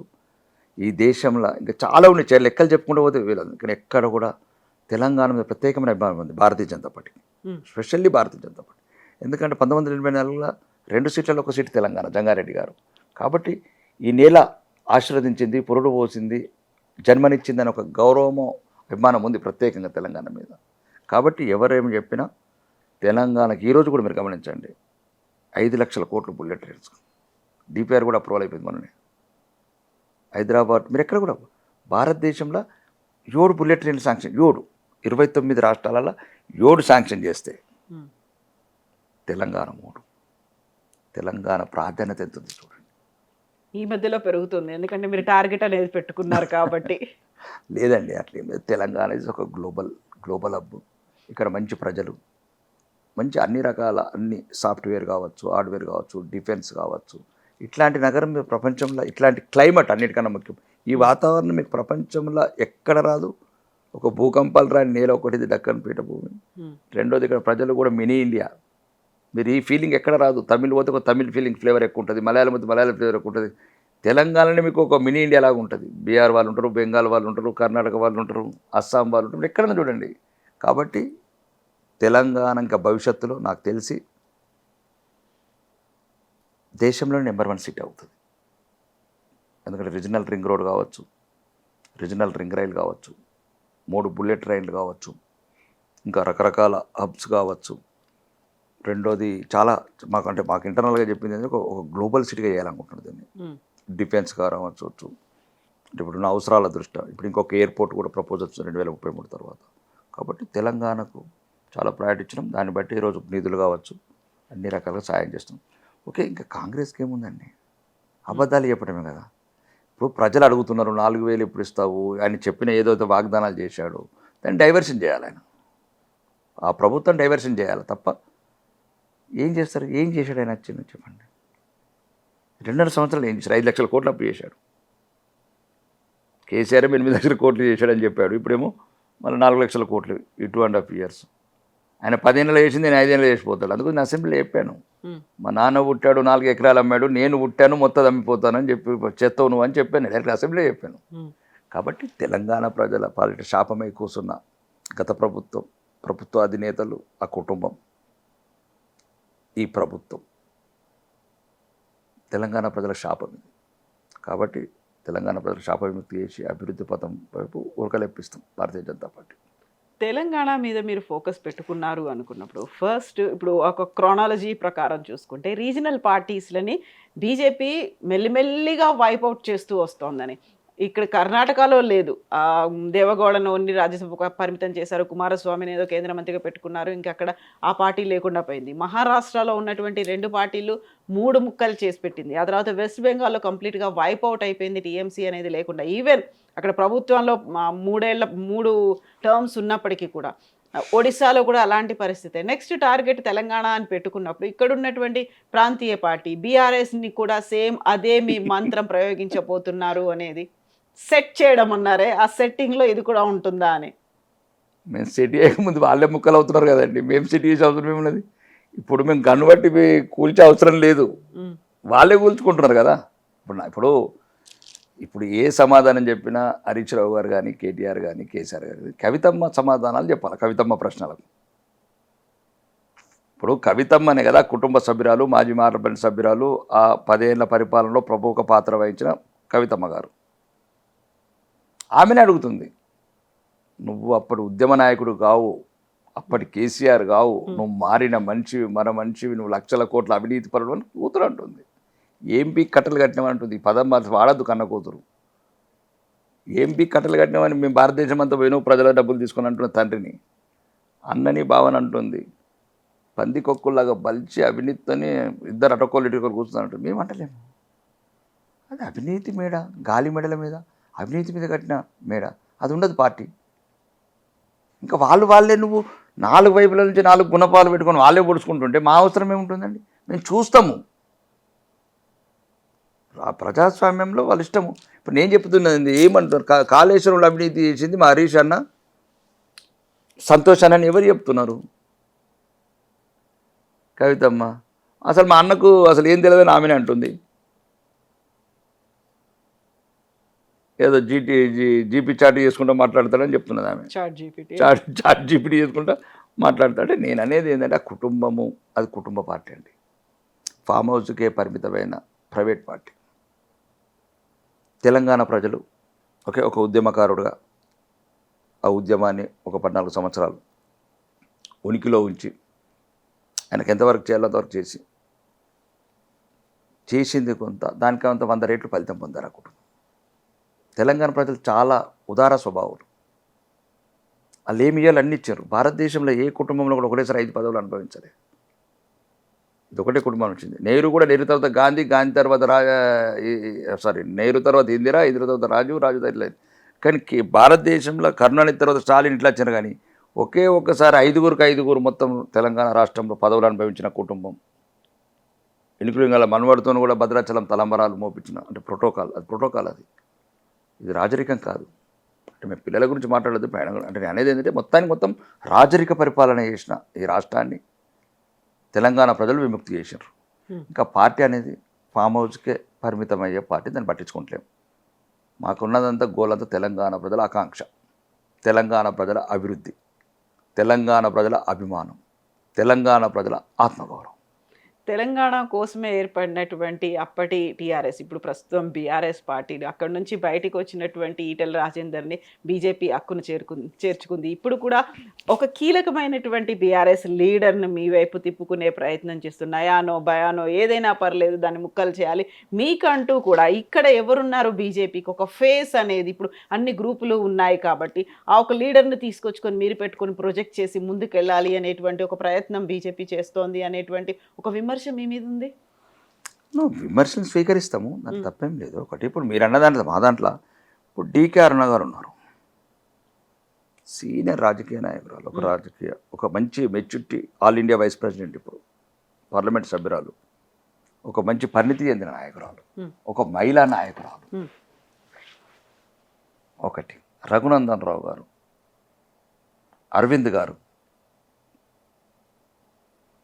బండి సంజయ్ గారు, ఈటల రాజేందర్ గారు, లక్ష్మణ్జీ గారు, కిషన్ రెడ్డి గారు.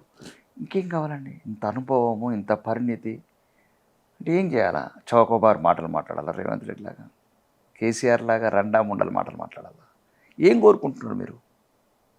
తెలంగాణ సమాజానికి ఏం చెప్పాలనుకుంటున్నారు? లాగులో తొండ దొరకొడతాం, నీ అబ్బా పదాలా? ఏం చేసినారు? అవును, కిషన్ రెడ్డి గారు అన్నారు, ఏమైంది? లక్ష్మణ్ మంచి ఒక సీనియర్ రాజకీయ నాయకులు, జీవితమంతా ప్రజాసేవలు అంకితమైన వాళ్ళు. డీకే అరుణ గారు ఒక మహిళా నాయకురాలు, ఒక మంచి మెచ్యూరిటీ నాయకురాలు. ఎవరు లేరు మా దాంట్లో. అసలు మీరు ఏమనుకుంటారు? అందులో ఎవరు ఉన్నారు? కేసీఆర్ ఫామ్ హౌస్లకెళ్ళి బయట పడుకున్నోడే లేస్తలేడు ఇప్పటికి, భీష్ముల్లాగా అంపశయ మీద పడుకున్నాడు పెద్ద ఆయన. ఇంకెవరు ఉన్నారు? కవితమ్మ అయితే పలుకొట్టింది వెళ్ళింది. ఇక మొత్తం ఉన్న అన్నీ ఇంకా ఎన్ని ఉన్నాయో లెటర్లు, అవన్నీ ఒక్కొక్కటి ఇప్పుకుంటా పోతుంది పూడీలు. ఇంకెవరున్నారు చెప్పండి కదా? ఈ పార్టీలు ఎవరున్నారు అసలు? ఇప్పుడు నేను చెప్పిన అందరూ కూడా రేవంత్ ఎంత చెప్పండి అసలు?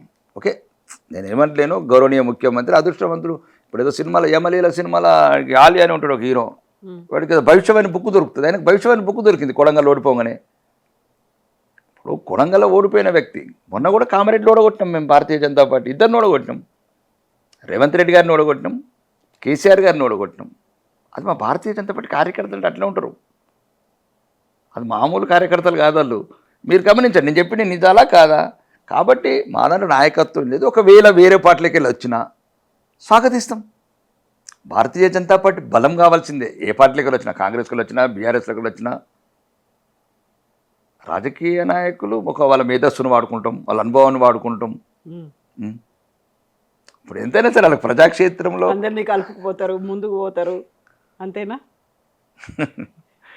ఒకటేనండి, ప్రజలకు మంచి జరగడానికి, ప్రజలకు మంచి జరుగుతుందంటే దేనికైనా సిద్ధం. దుర్మార్గుల చేతులతో వదలలేం కదండి. ఒక పిచ్చివాడి చేతిలో ఒక పసిపాపని పెట్టలేం. ఒక పిచ్చోడు ఇప్పుడు తెలంగాణని పిచ్చోళ్ళ చేతిలో పెట్టినట్లు పెట్టినాం. నెలాగుండ్రి పెన్షన్లు వేస్తా, నెలాగుండ్రి మహాలక్ష్మి ఇస్తా, నెలాగుండ్రి తులం బంగారం ఇస్తా, నెలాగుండ్రి నిరుద్యోగ భృతి ఇస్తా, నెలాగుండ్రి అదేంది ఆటో రిక్షాలకు ఇస్తా, నెలాగుండ్రి కౌలు రైతులకు ఇస్తా. ఇట్లా ఇన్ని అబద్ధాలండి. అంతకుముందు నాతనేమో 3 ఎకరాల భూమి ఇస్తా, డబుల్ బెడ్రూమ్లు ఇల్లు ఇస్తా, దళితుడిని ముఖ్యమంత్రి చేస్తా, కేజీ టు పీజీ విద్య ఇస్తా. ఇవన్నీ అబద్ధాలు కావా కవిత? వాళ్ళు అరువులేనా అసలు? బీఆర్ఎస్లో ఎవరున్నారన్నారు? కేసీఆర్ ఉన్నాడు, కేటీఆర్ ఉన్నాడు, హరీష్ రావు ఉన్నాడు, వీళ్ళు ముగ్గురు ఉన్నారుగా, సరిపోదా? ఏం ముగ్గురు అంటే మేము సరిపోమా? మేము అలా నాన్నని ఓడగొట్టామంటున్నాం కదా. ఇప్పుడు అదే కేసీఆర్ గారిని ఓడగొట్టాం అంటున్నాం మేము. అలా మా దాంట్లో నాయకత్వం అని లోపం అనేది లేదండి. మళ్ళీ మీకు అదే చెప్తున్నాను. ఒకటి ఏంటంటే కొద్దిగా ప్రాంతీయవాదం, మళ్ళీ అన్నిటికీ ఒకటే ఒక ప్లస్ పాయింట్ అండి. వాళ్ళకున్న అడ్వాంటేజ్ అంతా అల్పసంఖ్య వర్గాలు, ముస్లిమ్స్ని చేసుకొని ఆటాడతారు. ముస్లిమ్స్ని సెక్యులర్ పార్టీలు బుచ్చగింపు రాజకీయాలు చేస్తాయి. మేము ముస్లిం ప్రేమతో రాజకీయాలు చేస్తాం. మా వాళ్ళుగా ఒకటే రెండే ఉంటుంది వాళ్ళకు బుచ్చగింపు రాజకీయాలు, మా ఏమో ప్రేమించే రాజకీయాలు. భారతీయ జనతా, లేకపోతే మేము భారతీయ హిందూ పార్టీనే పెట్టేవాళ్ళం. భారతీయ జనతా పార్టీని ఎందుకు పెడతాం? ఇది అందరి పార్టీ. మా భారత ప్రధానమంత్రి గారు అంటున్నారు, సబ్కా సాత్, సబ్కా విశ్వాస్, సబ్కా వికాస్, సబ్కా ప్రయాస్. విశ్వాస్ थोड़ा लेट होता होगा, एक ना एक दिन విశ్వాస్ హోతా. హిందూ ముస్లిం కలిసిపోతాం, భారతీయులాగా ఉంటాం. ఇప్పుడు వాళ్ళ మధ్యన రాహుల్ గాంధీ లాంటి వాళ్ళు, రేవంత్ రెడ్డి వంటి, ఇప్పుడు రేవంత్ రెడ్డికి అనే అవసరం ఏమున్నది? ఇప్పుడు నువ్వు సెక్యులర్ పార్టీ కదా, ఏమని ఏమంటారు, కాంగ్రెస్ అంటేనే ముస్లిమ్స్, ముస్లిమ్స్ అంటేనే కాంగ్రెస్. ఈ పదాలు ఎందుకు వాడుతున్నారు? అందరి పార్టీ అని చెప్పండి. లేదు మరి అది ముస్లిం పార్టీ అయినప్పుడు హిందువుల పార్టీ ఏంటో కూడా చెప్పండి. లేదు నేను రేవంతుద్దీన్ అవుతాను, ఎప్పుడు అక్బరుద్దీన్ అన్నాడా నేను ఆకాష్ రెడ్డి అయితే అని? ఎందుకు దిగజారుతున్నారు? రాజకీయాలల్లా ఎందుకు దిగజారుతున్నారు? ఏం తక్కువ చేసాం ఈ దేశానికి? అభివృద్ధిని చూడండి. యూపీఏ ఉన్నప్పుడు ఓన్లీ 1,57,000 కోట్లు, ఇన్ఫ్రాకు 43 లక్షల కోట్లు, 43 లక్షల కోట్లు ఇన్ఫ్రా. సుమారు మధ్యతరగతి అందరికి 12 లక్షల ఉద్యోగ వర్గాలకు 450 జిఎస్టీ ఇంప్రూవ్మెంట్, సుమారు 74 ఎయిర్పోర్ట్లు ఉంటే 165 ఎయిర్పోర్ట్లు. ఈ దేశాన్ని ఎగుమతులు కావచ్చు, దిగుమతులు తగ్గించాం, ఎగుమతులు పెంచాం, విదేశీ పెట్టుబడులను ఆకర్షించాం. ఈరోజు దేశంని కొద్దిగా ఇనుప కంచెలలో సురక్షితంగా ఉంచాము. ఆర్మీకి ఒక రకమైన సెల్ఫ్ సస్టైన్ చేస్తున్నాం ఈ దేశాన్ని. 78 స్కామ్లు, ఒక స్కామ్ చెప్పండి. యూపీఏ టైంలో 78 స్కామ్లు, ఆకాశంలో స్కాము, భూమిలో స్కాము, నీళ్ళ మీద స్కాము, ఎక్కడే లేదు, నీటిలో స్కామ్. కాబట్టి 12 ఏళ్ళు కుటుంబ పాలన లేని, కుంభకోణాలు లేని ప్రభుత్వం ఈరోజు భారతదేశంలో. 38 దేశాలల్లో ఈరోజు ఒక అవార్డు, బెస్ట్ అవార్డ్స్ అంటే మీనింగ్ ఆ దేశ అత్యున్నత పురస్కారం పొందిన ప్రధానమంత్రి దేశం. ఎన్ని రంగాలుగా దీన్ని నిజమైన భారతీయత, 1000 సంవత్సరాలతో నిజమైన భారతీయత నడుస్తుంది. ఎప్పుడైతే పృథ్వీరాజ్ చౌహాన్ చంపిన నాటి నుంచి అప్పటి నుంచి 1000 సంవత్సరాల తర్వాత నిజమైన ఒక హిందూ బిడ్డ భారతదేశాన్ని పరిపాలిస్తున్నాడు. కాబట్టి ఈ దేశం ఎప్పుడు సురక్షితంగా ఉంటుంది, అభివృద్ధి పథంలో ముందుకు తీసుకెళ్తుంది. కాబట్టి మేము అవన్నీ పట్టించుకో, అభివృద్ధి ఒక్కటే మాకు, అభివృద్ధి తప్ప మాకు అందులో ఇంకేం కానరాదు. తెలంగాణలో ఆ ఒక ఫేస్ చూపించి ముందుకు తీసుకెళ్ళాలి, ఈయన ప్రొజెక్ట్ చేసుకోవాలి అంటే ఆ ఎవరు ఉన్నారు అలా? కరెక్టే మీరు అన్న దాంట్లో. అది సరైన సమయంలో సరైన నిర్ణయం తీసుకుంటుంది కేంద్ర పార్టీ. అన్నిటికీ శ్రీచక్రం వేసేశారు. దానికి సమయము, సందర్భం. ఇప్పుడు ఫ్లైట్ ఢిల్లీ పోవాలంటే మనం బొంగనే ఫ్లైట్ వెళ్ళదు, దానికి సరైన టైం చూసి టేకప్ చేస్తారు, సరైన టైం చూసి ల్యాండింగ్ చేస్తారు. అన్నీ మీరు అనుకున్న దాంట్లో కరెక్టే, దాంట్లో అర్థం ఉంది. దానికి యుద్ధం సమీపించిన కొద్దీ ఒక రూపం ఇచ్చేస్తారు. ఏదైతే మీరు అన్న పదం ఏదైతే ఉందో, ఎవరైతే ఒక ఫేస్ ముందుండి నడిపించే నాయకుడు, అంటే అందరి నాయకులైనా ఒక ముందుండి నాయకుడికి, అది ఆల్రెడీ డిసైడ్ అయిపోయింది. వాళ్ళ కేంద్ర పార్టీలు అన్నీ వాళ్ళకి ఏదో మొత్తం ప్రోగ్రామింగ్, లెక్కలు, సమీకరణాలు ఇవన్నీ కూడా వేస్తున్నారా, బేరీజులు వేసుకుంటున్నారా? వాళ్ళకి ఏం తెలియదండి నరేంద్ర మోడీ గారికి, అమిత్ షా గారికి తెలంగాణ గురించి ఎందుకు తెలియదు? వాళ్ళకి యుద్ధం ఒకదాని తర్వాత ఒక విరామం లేని యుద్ధం చేస్తున్నారండి. వాళ్ళ వయసులో 76 సంవత్సరాల ఒక యువకుడు ఈ దేశంలో యుద్ధం చేస్తున్నాడు. 30 బహిరంగ సభలు, 12 రోడ్ షోలు పెట్టి నెక్స్ట్ డేని తెలంగాణ వచ్చాడు. తెలంగాణ నుంచి వచ్చి అమెరికా, అది ఏదో యూరోప్ పోయాడు. ఈ దేశంలో అంటే అప్పుడు ఏముంటాయండి, మొన్న అస్సాము టార్గెట్ ఒకటి, ఏదో తమిళనాడులో కొద్దిగా రిజల్ట్ తక్కువ చూపించినాం, ఇంకేంటి కేరళ మొదలుపెట్టినాం 3 సీట్లతో. అప్పుడు కూడా మాకు 3 అనేది లక్కీ నెంబర్, ఎందుకంటే బెంగాల్లో కూడా 3తోనే మొదలుపెట్టి క్లియర్ చేసినాం. కేరళ కూడా ప్రధానమంత్రి గారు అన్నారు నెక్స్ట్ 5 ఏళ్ళకు మేము కాంగ్రెస్ చేసి మాకు 3 అంటేనే అయిపోయింది. అంటే ఇక దాని తర్వాత ఇప్పుడు నెక్స్ట్ ఎలక్షన్స్ ఉన్నాయి, ఒక 5 రాష్ట్రాలు, గుజరాత్ కావచ్చు, యూపీ కావచ్చు, వీటి మీద ఫోకస్ ఉంటుంది. ఎందుకంటే 29 రాష్ట్రాల సమూహం అండి భారతదేశం. ఇప్పుడు పాపం ఇప్పుడు కాంగ్రెస్ ఉందంటే ఇంక అన్నీ అయిపోయి, కాంగ్రెస్ విముక్తి భారత్, మా ప్రధాన ఉద్దేశమే కాంగ్రెస్ విముక్తి భారత్ కవిత. ఇంక అన్నీ అయిపోయినాయి, ఇంకేంది. ఒకటి కాంగ్రెస్ విముక్తి భారత్ కంటే కూడా ఇప్పుడు రీజనల్ పార్టీస్ విముక్తి భారత్ చేయాలనేదే బీజేపీ ఎజెండా లాగా కనిపిస్తున్నట్టుంది. అంటే అది ఒకందుకు మరి అది ఏం చేస్తుందో కానీ నాకైతే వ్యక్తిగతంగా అది కరెక్టే అనిపిస్తుంది. వద్దా రీజనల్ పార్టీస్ ఉండాలి, కానీ వీళ్ళకు ప్రాంతీయ పోకడలు ఎక్కువ అవుతున్నాయి. వీళ్ళకి చరిత్ర తెలియదు, కుటుంబ పిచ్చి బాగుంటుంది అంటే నా వ్యక్తిగత అభిప్రాయం చెప్తుంది. ఎందుకంటే వీళ్ళకి తెలియాల్సింది ఏంటంటే, అంటే దేశాన్ని ఎట్లా నాశనం చేసినారంటే ఇట్లాంటి అంటే అప్పట్లో అది పెద్ద చరిత్రగా సింపుల్గా చెప్తాను. ఇంకా చరిత్ర అంటే మళ్ళీ చాణక్యుడి దగ్గరకు పడుతుంది.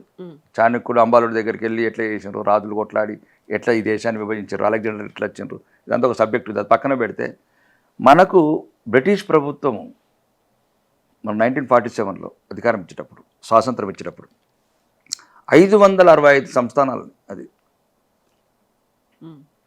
రాజ్యాలు. అంటే చూడండి, ప్రతి ఒక్కడు అడిగా ఇంగ్లీష్ వాడు వచ్చి ఒప్పుకున్నాడు, వాడు అక్బర్ గారు వచ్చి ఒప్పుకున్నాడు. ఎందుకంటే వీళ్ళకి అర్థం కాకుండా అయిపోయింది దేశం. ఇది ఒక విశాల భారతదేశము, ఒక హిందూ సామ్రాజ్యం మర్చిపోయినారు. ఈ 500 రాజ్యాల వల్ల రాజరికం ఉంటే అప్పుడు మీనన్ గారు, సర్దార్ వల్లభాయ్ పటేల్ గారు వాళ్ళు నొప్పించి మనం కూడా స్టాల్ ఒక అగ్రిమెంట్తో చేసి అన్నీ 565 చేశారు. అప్పుడే దేశం ఒకటైంది. ఇప్పుడు ఈ ప్రాంతీయ పార్టీలు కూడా దేశం ముందు కూడా ఆలోచించాలి. ప్రాంతీయ తత్వాలు పెరగకూడదు. ఎందుకంటే ముక్కలైన దేశం ఒకటి చేసినాం, ముక్కలైన రాజ్యాలు కలిపి విదేశీయులకు 1000 ఏళ్ళు బానిసత్వంగా ఉన్నాం. మళ్ళీ దాని కష్టంతో ఒకటి చేసినాం భారత్ని. మళ్ళీ ఇట్లాంటి ప్రాంతీయ పోకడలతోని చాలా ఎదుర్కొన్నాం. అక్కడ నాగాలాండ్ వైపు, మణిపూర్ వైపు చాలా సమస్యలు ఎదుర్కొన్నాం. ఇవి ప్రాంతీయ పోకడలన్నీ నుంచి మళ్ళీ కంట్రీకి కమాండరింగ్ చేశాము, కంట్రోల్ చేశాము. కాబట్టి ఇప్పుడు ఈ ప్రాంతీయ పోకడలు కూడా చూస్తున్నాం కదా. ఇప్పుడు for example last year Stalin అనుకుందాం, అడుగడుగున హిందూ వ్యతిరేకత. ఏమున్నది హిందూ మిగతా మతాలకి మేము అదే మతం కదా, ఎందుకు మేము అంటే ఇంత బాధ? ఒక సింపుల్ దాని చెప్తున్నా, రాముడి అయోధ్యల అదే మందిరం ఓపెన్ అయ్యేటప్పుడు లైవ్ బంద్ చేయించిండు తమిళనాడు. ప్రాంతీయ పోకడలు ఎట్లా ఉంటాయి? మేమే ముస్లిమ్స్కి వ్యతిరేకం కాదు. ఈ దేశం తిండి తినుకుంటూ, ఈ దేశం గాలి పీల్చుకుంటూ, ఈ దేశ వ్యతిరేక చర్యలు పాల్గొనే వాళ్ళకి మేము వ్యతిరేకం. ఇన్షాల్లా భారత్ తెర తుకుడా అవ్వండి, ఇది పదాలండి. భారత్ ఎందుకు తుకుడా కావాలండి? భగత్ సింగ్ పానాలు తీసి ఉరిపెట్టుకొని, సుఖ్దేవ్ వీళ్ళందరూ ఉరిపెట్టుకొని భారత్కు స్వాతంత్రం ఇచ్చేందుకు. వీడెవడండి మా భారత్ తుకుడా కాదు? వాడికి ఈ పార్టీలు ఎందుకంటే సపోర్ట్ చేస్తాయి? ఇన్షాల్లా తెర భారత్ తుకుడా, అదొక యూనివర్సిటీలు. అంటే ఇవన్నీ బాధాకరమైన అంటే నాకంటే నా వ్యక్తిగతంగా కొద్ది బాధ అనిపిస్తుంది. ఎందుకంటే లక్షలాది మంది చనిపోయి త్యాగాలు ఇచ్చి దేశానికి స్వాతంత్రం తెచ్చారు. ఇట్లాంటి ఆలోచనలు ఉన్న వాళ్ళు ఈ దేశంలో ఉండకూడదు. మనం ఏమైనా ఉండండి, సమస్యలు ఉంటే దేశంలో కొట్లాడుకుందాం, మతాలకు అతీతంగా కొట్లాడుకుందాం. అభివృద్ధే కదా మనకు ఎవరికైనా కావాల్సిన, ముస్లిమ్స్కైనా క్రిస్టియన్స్కైనా. ఫస్ట్ మనం భారతీయులుగా ఫీల్ కండి. ఎవరు అంటారు మాకు ఈ దేశ చట్టాలు వర్తించాయంటారు, మాకు షరియత్ చట్టాలు చదివితే సౌదీకి వెళ్ళి. ఇప్పుడు ఎక్కడ ఇంకా ఉందో అంటే నేను అనేది ఏంటంటే ఇట్లా అంటే ఈ ప్రాంతీయ పార్టీలన్నీ సమస్యలు వస్తున్నాయి. ఓకే, ఇప్పుడు ఆయన పేరు కొత్త ముఖ్యమంత్రి అండి జోసెఫ్ గారు, విజయ్, అదే జోసెఫ్ విజయ్. అంటే నేను ప్రమాణ స్వీకారం చూశాను, నాన్న జోసెఫ్ విజయ్ అని ఒకే పక్కనాడు.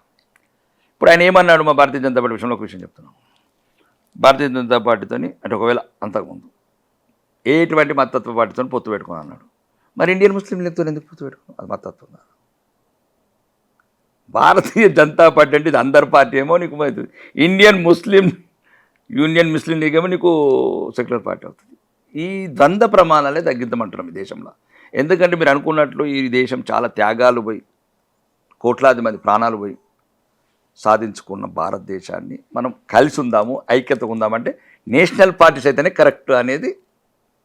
ఇప్పుడు నేషనల్ పార్టీస్ ఇవన్నీ ప్రాంతీయ తత్వాలు లేకుంటే కుల మతాలు ఇవన్నీ అనుకున్నప్పుడు అదే విజయ్ అక్కడ ఉన్నటువంటి ద్రవిడ పార్టీలను కాదని అందరినీ ఏకం చేసి తీసుకొచ్చాడు. అక్కడ యూత్ అందరూ విజయ్ని నమ్మారు కాబట్టి ఆయన సీఎం అయ్యాడు. 2 ఏళ్లలో ఆయన ఏం చేశాడు, చేసినటువంటి పోరాటాలు కావచ్చు, ఇచ్చినటువంటి హామీలో వీళ్ళందరినీ ఏకం చేశాడు. ఒక ఆల్టర్నేట్గా కనిపించాడు. ద్రవిడ పార్టీలు వేళ్ళూనుకొని పోయాయి, ఏళ్ల తరబడి ఉన్నాయి, వాటన్నిటికంటే కూడా అక్కడ చాలా క్లియర్గా కనిపిస్తుంది. అదే పోకడ ఇప్పుడు కూడా దేశవ్యాప్తంగా కనిపిస్తోంది కాక్రోచ్ జనతా పార్టీ రూపంలో. యూత్ చాలా కీలకమైనటువంటి భాగస్వామ్యం కనిపిస్తున్నారు. ఎక్కడో ఢిల్లీలో అయ్యాయి అనుకుంటే సౌత్ ఇండియాలో కూడా అయ్యాయి. నిన్ననే అయ్యాయి, పెద్ద ఎత్తున అటెండ్ అయ్యారు, ధర్నాలు అయ్యాయి, ఏకమవుతున్నారు. ఒక పక్కన విజయ్ పార్టీ చూడొచ్చు, లేకపోతే వెస్ట్ బెంగాల్ అప్పటిదాకా ఉన్నటువంటిది అంతా మార్చేసి యూత్ మీ వైపే వచ్చారు, పోలరైజ్ అయ్యాయి అనుకున్నప్పుడు యూత్ తమ ఏ అవసరాలు ఉన్నాయో వాటన్నీ వినిపించడానికి ఒక వేదికగా ఏర్పాటు చేసుకుంటున్నారు కదా. దీన్ని రియలైజ్ అవుతుందా బీజేపీ? అసలు మీకు తెలియాల్సింది ఏంటంటే కాక్రోచ్ జనతా పార్టీ కావచ్చు, ఇంకా విజయ్ లాంటి పార్టీలు కావచ్చు, ఇంకా వేలాది పార్టీలు కావచ్చు, సుమారు 6200 పార్టీలే ఉన్నాయి ఈ దేశంలో. అసలు ఈ భారతదేశంలో ఎక్కువ యువత కోరుకుంటున్నది భారతీయ జనతా పార్టీ. ఈ విజయాలన్నీ మాకు యువ సైన్యం ద్వారా నచ్చినాయి. ఇది గమనించాలి కవిత మీరు. 22 రాష్ట్రాల అధికారం, 3వసారి భారతీయ జనతా పార్టీ కేంద్రంలో అధికారం, ఓన్లీ మ్యాక్సిమం మేజర్ రోల్ వచ్చి యువతని. ఈరోజు యువతకు తెలిసి దేశం ఏమవుతుంది. సుమారు 60 సంవత్సరాలు మమ్మల్ని అభివృద్ధికి దూరం చేసినారు, మమ్మల్ని అడుగడుగున ఒక రకమైన అసమానతకు చేసారు, వ్యత్యాసాలు పెంచారు, వైషమ్యాలు పెంచారు, పక్షపాతాలు చూపించారు, రకరకాల అపోహలు సృష్టించారు ఈ దేశంలో. ఈరోజు దేశంలో భారతదేశంలో గర్వపడుతున్నారు యువత. ఇక్కడ చాలామంది ఇప్పుడు సుమారు 2 కోట్ల మంది యువత కూడా బయట ఉన్నారు, 200 దేశాలలో ఉన్నారు. ఈరోజు సగర్వంగా ఉన్నారు. భారతీయుడు అంటే ఒక ఇండియన్ పాస్పోర్ట్ పట్టుకొని ఒకప్పుడు అవమానాలు, అపనిందలు, అపహాస్యం చేసిన ఒక జాతి ఈరోజు జై హో మోడీ, జై హో నరేంద్ర మోడీ అని ఒక యువత, మేం కాదు, మీరు అమెరికాలో చూడండి, దుబాయ్లో చూడండి. కాబట్టి దయచేసి యువతని మీరు ఆ రకంగా. అయితే ఒకటి, కాక్రోచ్ పార్టీ కావచ్చు, ఇంకేదైనా యువత కావచ్చు, విజయ్ తప్పేం లేదు. విజయ్ ప్రజాస్వామ్యబద్ధంగా వచ్చాడు, ప్రజలు ఆదరించారు. ప్రజల్లో డిసిషన్ ఫైనల్ కవిత, ఏ పార్టీ అయినా తప్పలేదు దాంట్లో. నేను అనేది ఏంటంటే మేం మతత్వ పార్టీ అయితే ముస్లిమ్స్ మతత్వ పార్టీ ఎందుకు కారు అనేది నేను ఈ డబుల్ మీనింగ్ మాటలు, ఈ సెక్యులర్ రాజకీయ నాయకులు నాకు ఇష్టం లేదు. మాకున్నదే ఒక దేశం కవిత, మేము ఎక్కడికి పోవాలా హిందువులు? ఎవరికైనా ఒకటే ఉంది. నో, వాళ్ళకు ఉండొచ్చు, ముస్లిమ్స్కి 57 దేశాలని, క్రిస్టియన్స్కి అంటే వాళ్ళకు ఉండొచ్చు. మేము భారతీయులకు ఓకే, నేను అదే అంటే వాళ్ళు ఆ రకంగా అనుకుంటే, మమ్మల్ని మతత్వ పార్టీ అనుకుంటే మేము ఎక్కడికి పోవాలంటున్నాం. విజయ్ గారికి కూడా అడుగుతున్నాను నేను, ఇండియన్ యూనియన్ ముస్లిం లీగ్ మతతత్వ పార్టీ కానప్పుడు భారతీయ జనతా పార్టీ ఎందుకు అవుతుంది? మమ్మల్ని ఎందుకు ఈ రకంగా మాట్లాడుతున్నది ఒక నా పాయింట్ తప్ప ఇంకా అంతమించేం కాదు. ఓకే, ప్రజలు ఆదరించినప్పుడు ఎవరైనా సరే అవును కదా, తప్పేం లేదు, దాంట్లో తప్పేం లేదు. రెండు, ప్రజల నిర్ణయాన్ని గౌరవించాలి. ప్రజాస్వామ్యంలో అంతకు మించింది కూడా లేదు మనకు. ఇక యువత మీరు అన్నారు చూడు, నిన్న కూడా నేను ప్రశ్నకు సమాధానం ఇచ్చాను, యువర్ వెల్కమ్.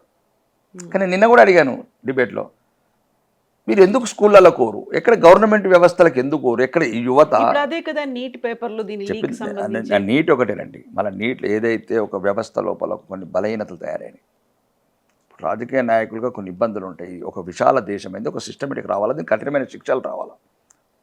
అయితేనే కొద్దిగా ఎక్కడైతే ఇట్లాంటి పొరపాటు జరుగుతుందో ఇది తీవ్రంగా ఖండిస్తున్నా. సుమారు 25 లక్షల మంది బిడ్డలని ఒక రకంగా మనం ఒక ఆందోళనకు గురి చేసినట్లు. నేను నా కొడుకున్నా నాకు బాధ అనిపిస్తుంది, మళ్ళీ చదవాలి, మళ్ళీ చదవాలి.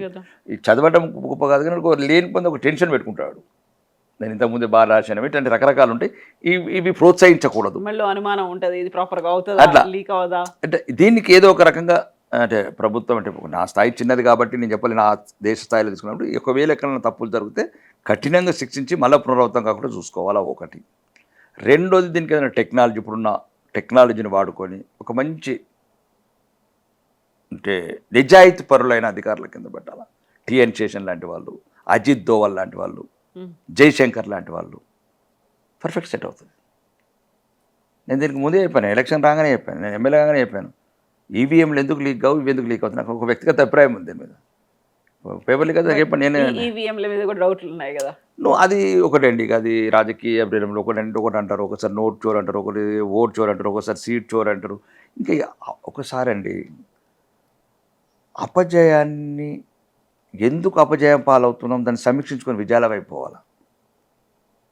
ఇప్పుడు మీరు ఒక ఛానల్ ఉన్నారు కవిత, ఏదైనా ఒకవేళ మీరు సక్సెస్ కాలేదు, వ్యూవర్స్ పెరగలేదు, ఎక్కడ ఒక పొరపాటు సరిదిద్దుకోవాలా, దాన్ని సక్సెస్ఫుల్ ఛానల్గా సెట్ చేసుకోవాలి తప్ప నేను చెప్పినా కానీ చూసేవాడికి సరిగ్గా తెలియలేదంటే ఇది ఎట్లుంటుంది?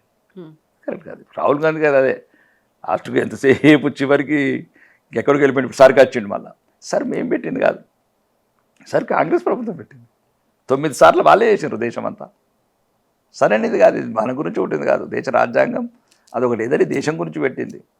ఈ దేశం మీద హక్కు లేని వాళ్ళు, ఈ దేశంలో జన్మించని వాళ్ళు, ఈ దేశ సంపదను కొల్లగొట్టకుండా, ఈ దేశంలో అరాచకాలు సృష్టించకుండా ఈ భారతీయులకు కాదండి. ఇది భారతీయులకి ఏమిటి? ఇప్పుడు నా ట్యాపింగ్ అయిపోయింది, 2002 అది ఉంది, మీ 2000 ఉంటుంది, లేకపోతే మీ అమ్మది ఉంటుంది, మా నాన్నతో మ్యాపింగ్ చేసి అయిపోయాయి. ఎవరైతే మీ నాన్న బంగ్లాదేశ్లో పుట్టిండో నీకు ఇబ్బంది అవుతుంది, ఎవరైతే పాకిస్తాన్లో ఉగ్రవాదు ఉన్నారో మీకు ఇబ్బంది అవుతుంది, ఎవరైతే మియాన్మార్ రోహింగ్యాలు ఉన్నారో మీకు ఇబ్బంది అవుతుంది. భారతీయులకు ఎందుకు ఇబ్బంది అండి? కాబట్టి చెప్తున్నాను, అదొక ఈ రకమైన అంటే భారత ప్రజాస్వామ్య వ్యవస్థని విచ్ఛిన్నం చేయడానికి పడిన కుట్ర. దీనికి విదేశీ శక్తులని, ఈ కాక్రోచ్ వాళ్ళకు కూడా ఒకటే నా అభిప్రాయం, యువత రావాలి. మళ్ళీ యువత కేజ్రీవాల్కి ఇచ్చి లిక్కర్స్ కంపెనీ ఎందుకు వేపిస్తారు? ఇప్పుడు నేను మొత్తం చూస్తున్నాను, ఇలా మ్యాక్సిమం ఆపు వాళ్ళే కనబడుతున్నారు ఎక్కడ చూసినప్పుడు. మా దగ్గర నేను చూస్తున్నాను, నాకు కూడా ఆపు వాళ్ళు చాలా మంది పరిచయం. ఈ అబ్బాయి కూడా, అభిజిత్ కూడా అందులో ఆప్లో వర్క్ చేసి వచ్చిన వాడే, కాకపోతే ఆప్తో అసోసియేట్ అభిజిత్ వచ్చడం తప్పు లేదు, ఇట్లాంటి ఉద్యమాలు చేయాలి యువత కూడా తప్పు. కానీ నేనేమంటున్నా అంటే ఎక్కడి యువత అక్కడ కూడా స్థానిక సమస్యల మీద పోరాడు. ఇప్పుడు ఒకటే ఫైనల్గా ప్రజాస్వామ్యంలో కావాల్సింది ప్రజావేదికల మీద ప్రజాస్వామ్యంలో ఎన్నిక ద్వారా రావాలా. రమ్మంటున్నాం. ఇప్పుడు వెస్ట్ బెంగాల్లో ఒక పని మనిషి ఎవరో ఇంట్లో పని మనిషి కూడా మంత్రి, మీకేమైంది? మంత్రి కూడా అయింది. మీకేమైంది? మంచి ఐఐటీలు చదివమంటున్నారు, అది మీరు కూడా రండి.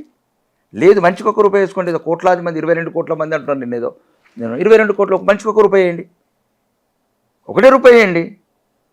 ₹1 వేయండి కవిత. 22 కోట్ల మంది అంటున్నారు కదా మీరు, మనిషికి ఒక్క రూపాయి వేయండి, ఒక 4 అభ్యర్థులకు వెళ్తారు. మళ్ళీ ఒక్క రూపాయి వేయండి, మళ్ళీ దేశమే మీద అవుతుంది. మీరు మళ్ళీ రాజకీయ నాయకుల చేతిలో బొమ్మలై ఈ దేశాన్ని ఆందోళన తీసుకెళ్ళాం. మీరు ప్రతి సమస్య మీద పోరాడండి, మీకు మేము అండగుంటాం. వెళ్ళండి, గ్రామీణ ప్రాంతాలలో వెళ్ళండి, విద్యా వ్యవస్థలలో విద్యాలయాల సౌకర్యాలు కొన్ని చోట్ల, వైద్యాలయాలకు వెళ్ళండి, కొన్ని రోడ్డు దగ్గరికి వెళ్ళండి.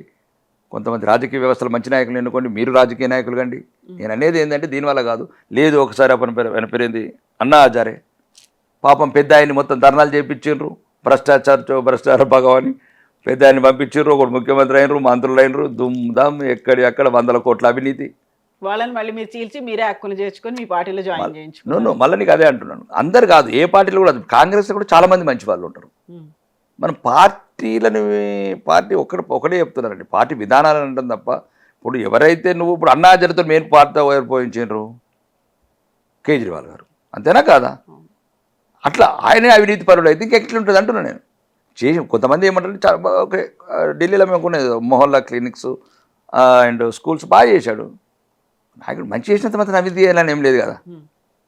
ఇప్పుడు కేసీఆర్ కాళేశ్వరం కుంటాడండి, మేడిగడ్డ కొడతాడు ఎట్లా? కేటీఆర్ యువమంత్రి అవుతుందంటే ఫార్ములా 55 కోట్లు పంపించేస్తావా దేశం? ఇట్లా ఇది కరెక్ట్ కాదు. ఈ దేశం నేనేమంటుంటే దేశం యువత రాజకీయాలకు రావాలి, చైతన్యమైన యువత ఉండాలి. అయితేనే కొద్దిగా ఏమంటారు అవినీతి కొద్దిగా కంట్రోల్ తప్పింది దేశంలో. ఇట్లాంటి రాష్ట్రాలు అయితే మరీ దుర్మార్గంగా తప్పింది. కాబట్టి యువత రావాలి, ప్రజా సమస్యల మీద పోరాడాలి. ఏ సమస్య అయినా ఇది నీటే కావచ్చు, ఇంకేదైనా కావచ్చు, కానీ అన్నిటికీ పరిష్కారం నా అభిప్రాయం మీలో కొందరు చట్టసభలకు రావాలి, మీ గొంతులు మళ్ళీ ప్రశ్నించాలా, వ్యవస్థలో జవాబుదారితనం రావాలా, అవినీతి చేసిన అధికారులకు సరైన శిక్షలు పడాలి. అప్పుడే కొద్దిగా ఈ వ్యవస్థ సెట్ అవుతుంది. ఇప్పుడు పార్టీల గురించి మాట్లాడుకుంటున్నప్పుడు తెలంగాణలోనే వచ్చినటువంటి సరికొత్త పార్టీ, పాత పేరుతోనే వచ్చింది టీఆర్ఎస్. మీ జిల్లాకి చెందినటువంటి నాయకురాలు అధ్యక్షురాలైంది కవిత. ఎట్లా చూస్తున్నారు ఈ మొత్తం ఎపిసోడ్ని? కవిత గారు పార్టీ పెట్టట్లో ఏమి అభ్యంతరం లేదు, ప్రజాస్వామ్యంలో ఎవరైనా పార్టీ పెట్టుకోవచ్చు. కానీ ఆమె పెట్టిన ఏదైతే పార్టీ ఉందో సరైన సమయం కాదేమో. సరైన సమయం ఎప్పుడు సరైన సమయం అంటే ఎలక్షన్స్ ముందైనా సమయాలు ఎప్పుడైనా సరే ప్రజలు కోరుకున్నప్పుడు పార్టీలు రావాలి. ఎన్టీఆర్ కావచ్చు, చాలామంది పార్టీలు పెట్టినప్పుడు అవసరాన్ని పెట్టారు, ఆ సమయంలో ప్రజలు కోరుకుంటున్నారు. కాబట్టి ఈ టైంలో ఇంకా 2.5 సంవత్సరాలు ఉంది. ప్రజలు కూడా చాలా ఈ మధ్యన మన మమాయకులు అంటున్నాం, కానీ చాలా వాళ్ళు బాగా మెచ్చుట్టుగా ఆలోచిస్తున్నారు. సరైన సమయంలో దెబ్బ కొట్టాలనుకుంటారు ఎవరికైనా. అంటే నేను అనుకుంటున్నాను, ఒక పార్టీ పెట్టడం మేము వ్యక్తిగత ఇష్టాలకు ప్రజాస్వామ్యంలో అవుతున్నాం, కానీ ఏదైనా చాలామందికి చాలా రకాలుగా పోవాలని, చివరికి కాంగ్రెస్ అలయన్స్ అవుతుందని ఆమె అభిప్రాయాలు. ఏదైనా సరే రాజకీయాలలో ఒక ఆడబిడ్డ కాబట్టి మనం స్వాగతించాలా, ఎందుకంటే మహిళల పట్ల సమస్యల పట్ల. అసలే మహిళా బిల్లు గురించి మీరు మాట్లాడుతున్నారు, దాన్ని మహిళా బిల్లు మేము ఎట్లనే చేసేస్తాం. కవితలైనా, ఆ కవిత అయినా, మీరైనా, కవితైనా, 1000 మంది కవితలైనా, ఈ కవితల గురించి, రచయితల గురించి, మేము మహిళల గురించి, అంతా మహిళల గురించి. 65 ఏళ్ళు కాంగ్రెస్ ఏం చేసిందండి? ఈరోజు మేము దాన్ని కష్టపడుతున్నాం. అప్రూవల్ చేసింది మేము, బిల్లు పాస్ చేస్తాం మేము. నరేంద్ర మోడీ గారు ఒక్కసారి అనుకున్నారంటే నిజామాబాద్లో ఎట్లా చూస్తున్నారు కొత్త పార్టీని? అక్కడ పెద్దగా ఇప్పటివరకు నాకు తెలిసినంత వరకు అయితే ఎవరు రాలేదు పార్టీలోకి. నిజామాబాద్ జిల్లాకు పెద్ద ఆమె అంటే ఓకే, కేసీఆర్ గారు కూతురుగానే ఆమె గెలిచారు, ఒకసారి ఓడారు. కాబట్టి పెద్ద కవిత గారికి పెద్ద అక్కడ ఏం లేవు, పెద్ద సంబంధాలు. వాళ్ళది కూడా అక్కడ ఏదో పొత్తంగల్ చిన్న విలేజ్ ఉంటుంది, అక్కడ వాళ్ళ అత్తగారు, వాళ్ళు కూడా ఎప్పుడు లేరు అక్కడ అనుకుంటాను. కాబట్టి పెద్ద అక్కడ ఉన్న బీఆర్ఎస్ నాయకులంతా ఎవరు కూడా రాలేదు ఆమె దగ్గరికి, ఒక్కరు కూడా రాలే. బీఆర్ఎస్ రాలే, టీఆర్ఎస్ రాలే, ఏఆర్ఎస్ రాలే. కాబట్టి నిజామాబాద్ జిల్లాలో అయితే ఇప్పటివరకు అయితే ఏం లేదండి. రాష్ట్రంలో కూడా పెద్ద ఏ లీడర్లు కూడా వచ్చినట్లు లేరు. అంటే ఏదో 2-3 పాత్రలు ఎవరో సీనియర్స్ వచ్చినట్టున్నారు ఆమె. కాబట్టి నా వ్యక్తిగత అభిప్రాయం అయితే మరి భవిష్యత్తులో ఆమె తీసుకునే కార్యాచరణ కావచ్చు, మరి ఆమెకున్న వ్యూ ఏందో కానీ నాకు తెలియదు. కానీ ఇప్పుడున్న పార్టీని ఎవరు అంత పెద్దగా ఆలోచించట్లేదు, పట్టించుకోవట్లేదా? బీజేపీ కూడా, బీజేపీ అయితే ఎప్పటి నుంచి పట్టించుకోదు. ఉన్న ప్రాంతీయ పార్టీనే పట్టించుకోదంటే కొత్త ప్రాంతీయ పార్టీని ఏం పట్టించుకుంటాం? దేశంలో ఉన్న ప్రాంతీయ పార్టీని పట్టించుకోం మేము. అవసరం లేదు అనేటువంటి మాటతో ఉన్నారు మీరు. నువ్వు కలిసిపోదు. అప్పుడప్పుడు ఏమైందంటే ఇప్పుడు దానికి తెలుగుదేశంతో అలయన్స్ ఉన్నాము, కొన్నిసార్లు ఒకసారి. ఇప్పుడు ప్రజాస్వామ్యంలో అందరు కలిసినప్పుడు, సిద్ధాంతాలు కలిసినప్పుడు ఒక ఒక మౌఖికంగా అయితే ఒక సిద్ధాంతాలకు వస్తాం కలిసి. ఇప్పుడు సింగిల్గా పోలేనప్పుడు కలిసిపోతాము. ప్రాంతీయ పార్టీతో పోతాం, తప్పేముంది? మేము బలమయ్యే వరకు అయితే ఎవరొకరు అవసరం కదా, కలిసిపోవాల్సిందే కదా. ఇప్పుడు ఒంటరిగా అనుకున్నారు కాబట్టి కలిసిపోలేరు కాబట్టి వాటిని చీల్చి హక్కును చేర్చుకోవచ్చు. అలాంటి స్ట్రాటజీ కూడా ఉండొచ్చు కదా. చీల్చము, వాళ్ళు వస్తారు చీలిపోయి. ఇది భారతీయ జనతా పార్టీ ఈరోజు ఒక దేశంలో ఒక నిజాయితీ, ఒక మొత్తం ధర్మబద్ధమైన పాలన చేస్తుంది, ఒక అభివృద్ధిపరమైన పాలన చేస్తుంది, దేశాన్ని అభివృద్ధి పదంలో ముందుకు తీసుకెళ్తుంది. 10వ ర్యాంకులో ఉన్నదాన్ని 5వ ర్యాంకులో తీసుకొచ్చింది. ఈ దేశమంతా ఎక్కడిదక్కడ యువతకు ప్రోత్సాహాలు ఇస్తుంది. అభివృద్ధి కావచ్చు, ఆశాలు కావచ్చు, 22 లక్షల కోట్ల ముద్రా లోన్స్ కావచ్చు, 52 లక్షల ధనికొని కోతలు కావచ్చు, ఇట్లాంటివన్నీ 23 ఎయిమ్స్ కావచ్చు, 23 ఐఐటీలు కావచ్చు, 21 ఐఐఎంలు కావచ్చు, ఇవన్నీ 4 కోట్ల ప్రధానమంత్రి ఆవాస్ యోజన కావచ్చు, 12 కోట్ల గ్యాస్ కనెక్షన్ కావచ్చు, 8 కోట్ల ఉజ్వల గ్యాస్ కనెక్షన్ కావచ్చు. ఒకటి కాదు చెప్పుకుంటూ పోతే అవినీతి లేని అభివృద్ధి రోజు దేశం పరుగులెడుతుంది. కొన్నిసార్లు వస్తాయి చిన్న చిన్న ఇబ్బందులు ఉంటాయి. ప్రపంచంలో యుద్ధం అంటే మనకు చెప్పిరాదు కదా. ఇరాన్, అమెరికా మనకు కొట్టుకుంటారు. కొట్టుకున్నప్పుడు మనకు ఆ దేశం నుంచి ఇంపోర్ట్ చేసుకున్న వస్తువుల మీద ఇంపార్టెంట్ కొద్దిగా ఇబ్బంది పడుతుంది. కరెక్ట్గా మీరు మిడిల్లో ఉన్నారు. 5 ఏళ్లలో 2.5 ఏళ్ళు అంటే 2.5 ఏళ్ళలో మీ ప్రోగ్రెస్ ఎట్లుంది, నెక్స్ట్ ఫ్యూచర్లో మిమ్మల్ని ఎట్లా చూడొచ్చు? ఇక్కడ బోల్డ్ అన్ని స్ట్రాటజీలు, సమీకరణాలు అన్నీ మారుతున్నాయి అనుకున్నప్పుడు మేము రాకేష్ రెడ్డి గారిని ఎట్లా చూడొచ్చు? నేను మొన్న కూడా చెప్పానండి,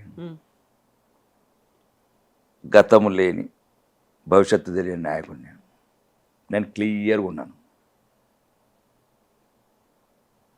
గతము లేదు, భవిష్యత్తు తెలియదు. ఈరోజు చాలా అదృష్టవంతుడు నేను. ఎందరో కలలు కానీ 30-40 సంవత్సరాలుగా ఒకసారి ఎమ్మెల్యే కావాలని కలలు కంటుంటే 3 నెలల్లో 90 గ్రామాలల్లో ఊరున మంగళారతులు బట్టి ప్రతి ఊర్లో మెజార్టీ ఇచ్చి 90 గ్రామాల ప్రజలు, ఆర్మూర్ నియోజకవర్గ ప్రజలకు నేను జీవితాంతం రుణపడి ఉంటాను వితిన్ 3 months. కాబట్టి ఏమైతే నేను ఇచ్చేయగలుగుతాను.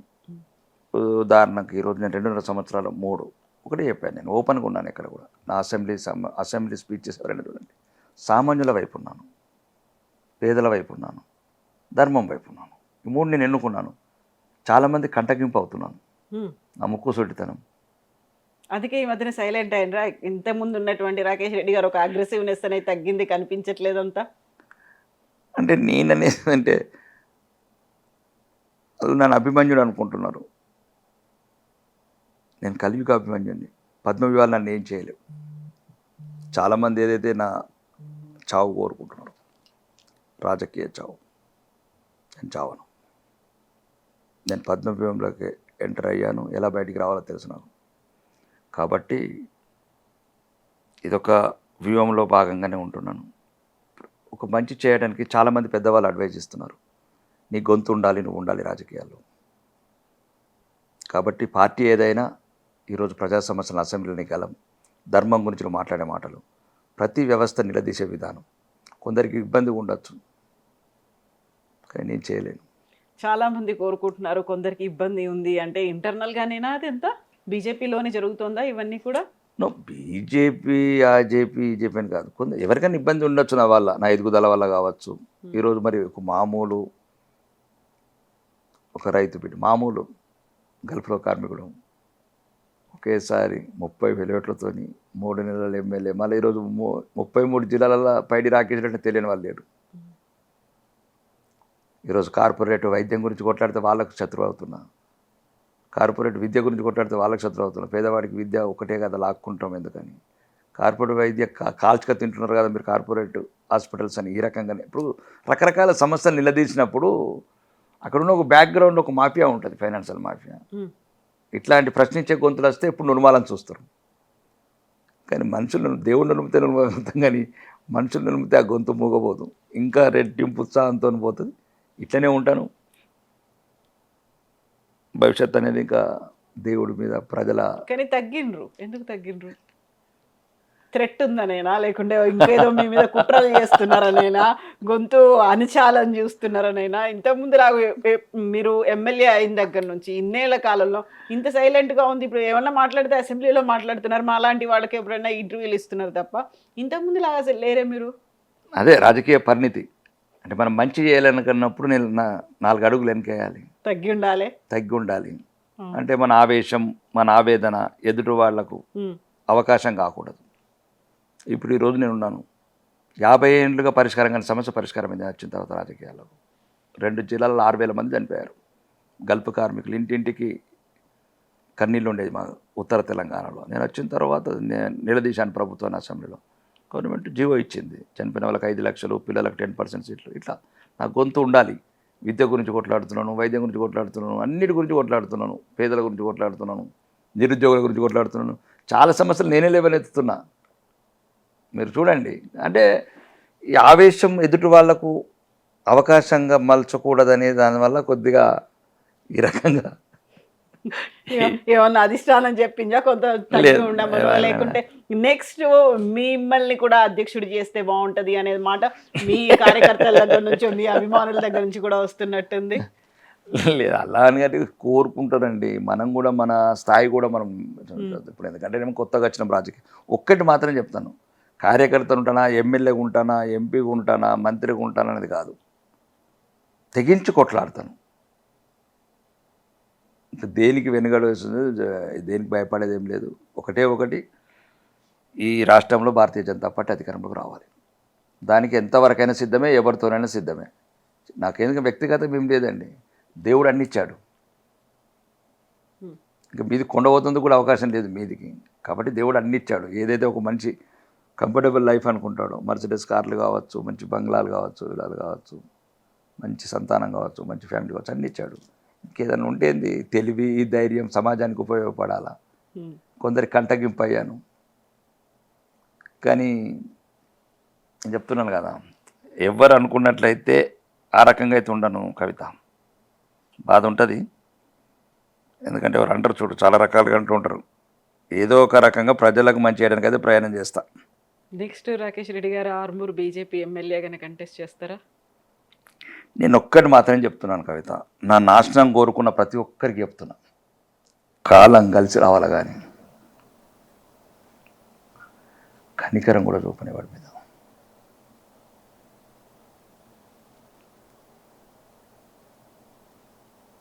ఆర్మూరా, చార్మినారా, యాకుత్పురన, ఎక్కడైతే ఉంది పుట్టుకనే యుద్ధం, చావే విరామమైనప్పుడు దేనికైనా సిద్ధమే. కాబట్టి రాకేష్ రెడ్డి అదే చెప్తున్నాను కదా, గతము లేదు, భవిష్యత్తు లేదు, వర్తమానమే. ప్రజల ఆశీర్వాదం నన్నొద్దులు, దేవుడు ఆశీస్సులను నన్నొద్దులు. ఏది జరగాలో అదే జరుగుతుంది. గీతాన్ని ఫాలో అవుతాను, గీతాసారం ప్రకారం ముందు పోతాను. నా ధర్మం గురించి దేనికైనా తెగిస్తాను. ఇంత చెప్తున్నారంటే ఇంటర్నల్గానే రాకేష్ రెడ్డి గారి మీదే చాలా ఉంది. ఏదో ఒక మూమెంట్ అనేది వస్తుంది, అప్పుడు ఇలా బ్రహ్మాండం బద్దలైంది అన్నట్టుగా ఒక్కసారిగా బర్స్ట్ అయ్యేటువంటి సిచ్యువేషన్ ఏదో కనిపిస్తుంది. ఇంటర్నల్గా బోల్డ్ అంతా మదన పడుతున్నారు, చాలా సైకలాజికల్గా కూడా మీకు ఆ ఇంపాక్ట్ అనేది కనిపిస్తుంది. అంత ఏం చూపించింది మీ మీద అసలు? ఎందుకని మీ మీద ఇలాంటి ఒక ప్రభావం, ఒక ప్రెషర్ అనేది అప్లై అయింది ఇంతలా? ప్రెషర్ ఏముంటుందండి, ప్రెషర్ ఒకటే, వ్యవస్థలో ఉన్న లోపాలు. ఇప్పుడు వ్యవస్థ అంటే మనం దాంట్లో ఎప్పుడంటే పార్టీ అని కాకుండా కూడా ఇక్కడ మంచి చేస్తేనే నేరం, నిజాయితీగా ఉంటే నేరం.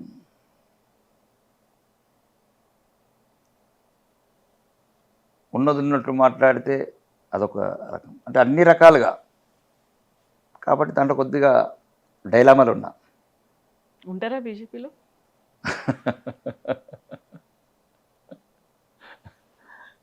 బీజేపీ నా తల్లి అండి, బీజేపీ నా తల్లి. నాకు తల్లి లేదు, నా తల్లి బీజేపీ. ఆ కమలమే నన్ను ఇంత గౌరవప్రదమైన ఈరోజు మీరు ఇంటర్వ్యూ చేయడానికి, ఈరోజు తెలంగాణ వ్యాప్తంగా పైడి రాకేష్ రెడ్డి ఒక ఫైర్ బ్రాండ్ అని ఏమొచ్చిందంటే నా తల్లి కారణం. నాకు నిజంగా కూడా తల్లి లేదు, నేను పుట్టిన 1 ఇయర్గా చనిపోయింది. నా తల్లి బీజేపీ. నా తల్లి రుణం తీసుకుంటాను ఇప్పటికీ, ఎందుకంటే ఇది నా గెలుపు కాదు, నా తల్లి గెలుపు. 3 నెలల బిడ్డని 30,000 ఓటుతో గెలిపించింది ఆ కమలం. కాబట్టి చూద్దాం భవిష్యత్తు. లోపలేదో ఇలా బర్స్ట్ అవుతున్నట్టు ఉంది, దాన్ని కొంచెం అణుచుకుంటున్నట్టున్నారు. ఒక్కసారి ఎప్పుడో ఒకసారి ఇట్లా పేలిపోయినట్టుగా ఒక సిచ్యువేషన్, అది ఎలక్షన్స్ ముందే బయటపడుతుందా? ఇప్పుడు అయితే కొంచెం ఏదైనా అసమ్మతి ఉందో, మీకు అసంతృప్తి ఉందో, దాన్ని ఏమైనా పాసిఫై చేసి ముందుకు తీసుకెళ్లడం, కూర్చోబెట్టి మాట్లాడడం, ఇట్లాంటివన్నీ ఉంటాయి కదా. అదే కరెక్ట్గా ఎలక్షన్స్ టైం అయింది అనుకోండి, అప్పుడు అది నెగిటివ్ ఇంపాక్ట్ ఇవన్నీ కూడా చూపించవచ్చు కదా. నెగిటివ్ పాజిటివ్లతో నేను లైఫ్ని లీడ్ చేయలేవు కవిత. దారి ఒకసారి ఆయుధం పట్టిన తర్వాత తన వాడేవాడు పరాయవాడు యుద్ధం చేయలేవు. యుద్ధం అంటూ మొదలు పెడితే కరవాలని తీసినామంటే రక్తం చూడాల్సింది.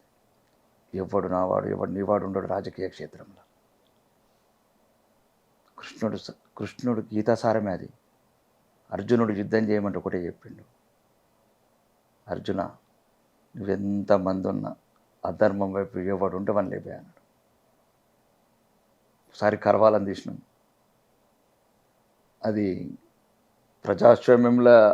ప్రజాస్వామ్యయుతంగా చెప్తున్నాను అంటే చెప్పటం మీకు కొద్దిగా కరెక్ట్ క్లిక్ అవుతుంది మీ వ్యూవర్స్కి అని చెప్తున్నాను. చాలామంది రాజులు కత్తి తీసిన తర్వాత దాని రక్తం టచ్ చేసి మళ్ళీ లోపల పెట్టేవాళ్ళు. ఇంకా నా జీవితం ఇంకా బయటికి కరవాలని తీశాను. ఇది ఆ కరవాలం ఎవరి మీద పెట్టిండ్రు? రాష్ట్ర అధ్యక్షుడి మీద గురి చేసి నేను చాలా మీరు మా పార్టీలో చాలామంది నన్ను మొత్తం మా పార్టీలో 8 మంది ఎంపీలు 8 మంది ఎంపీలు చాలా లైక్ చేస్తారు. నాకు అట్లాంటివి లేవండి. నాకు అంత పదవి వ్యామోహం కూడా లేదు. ఏదో చెయ్యాలని ఉంది పేదలకు, ఏదో చెయ్యాలి సామాన్యులకు. ఇప్పుడు మొన్న ఊరు వెళ్ళాను బస్ యాత్రలో, మల్లాపూర్ పక్కన ఏదో ఉంది ఖానాపూర్ ఏదో విలేజ్ ఖానాపూర్. ఒక రైతు అంటున్నాడు 40-50 రోజులైందయ్యా అన్నీ అవేంటారు మొలకలు వచ్చినాయి, పెడితే మాకు విషం ఎందుకు పెడుతున్నారా అయ్యా మీరు అంటున్నాడు ఒక రైతు. ఏం చేయలేమా? ఎందుకు తెలియదు దుర్మార్గులకు? పంట వేసినాడే ఎన్ని ఎకరాలు వేసిండ్రు అంటే ఏదైనా ప్రభుత్వంలో ఎవడైనా 70 లక్షలు. ఎందుకంటే ఇప్పుడు కేంద్రం సంబంధం లేదండి. ఇప్పుడు రాష్ట్రంలో ఉన్న 18 రాష్ట్రంలో ఉన్నాయండి. పక్కింటోటి సమస్య కేంద్ర బాధ్యత ఉన్నది పక్కన పెట్టండి. కొంటామన్నది మనం కొందాము. ఎన్నో పథకాలు చేస్తున్నాం అంటే ఏం చేయలేము. ఇప్పుడు ఉదాహరణకు ఒక స్కూళ్ళలో పోతుంది బాత్రూమ్స్ ఉంటాయి, కోపం వస్తుంది. అదే అసెంబ్లీలో అప్పుడు మైక్ ఊగిపోతుంది. 15 సంవత్సరాల అమ్మాయికి బాత్రూమ్ ఎందుకు ఉంటుంది అని కోపం వస్తుంది. దీనికి అడ్జస్ట్ కాలేకపోతున్నా. ఎక్కడో ఒక పొర అంటే నేను మంచోన్నా అని నాకు అనిపించట్లేదు, వాళ్ళే మంచోళ్ళు అనిపిస్తుంది. అంటే ఆ ఎమోషన్స్ దాటింటారు, నేను దాటలేకపోతున్నాను. ఇప్పుడు సింపుల్ నేను చెప్పాను, పోయిన సంవత్సరం నేను 2 సంవత్సరాలు ఇచ్చాను, ప్రజెంటేషన్ ఇచ్చాను. అసలు ఈ వరి ఎంత పెడుతున్నాం, ఎన్ని ఎకరాలు పెడుతున్నాం, ఎంత పంట వస్తుంది, ఈ 540 మండలాల్లో మనం ఎన్ని వెహికల్స్ అరేంజ్ చేయాలా, గన్ని బ్యాగులు 3 నెలల ముందు ఎట్లా రావాలా, రైతుని ఎందుకు అంటే ఒక్కొక్క సబ్జెక్ట్ మీద నాకు ఒక నిరుద్యోగం, నేను నిరుద్యోగుల మీద క్లియర్గా ఉన్నా. ఇంకా 1,00,000 కోట్లు అప్పు చేద్దాం, 2 లక్షల మందికి ఉద్యోగాలు ఇచ్చేద్దాం. యువ తెలంగాణ కానీ ఎవరి గురించి వచ్చిన వాళ్ళు, ఫ్యూచర్ సిటీ గురించి వచ్చిన శ్రీకాంత్ చారి చెప్పండి. ఫ్యూచర్ సిటీ గురించి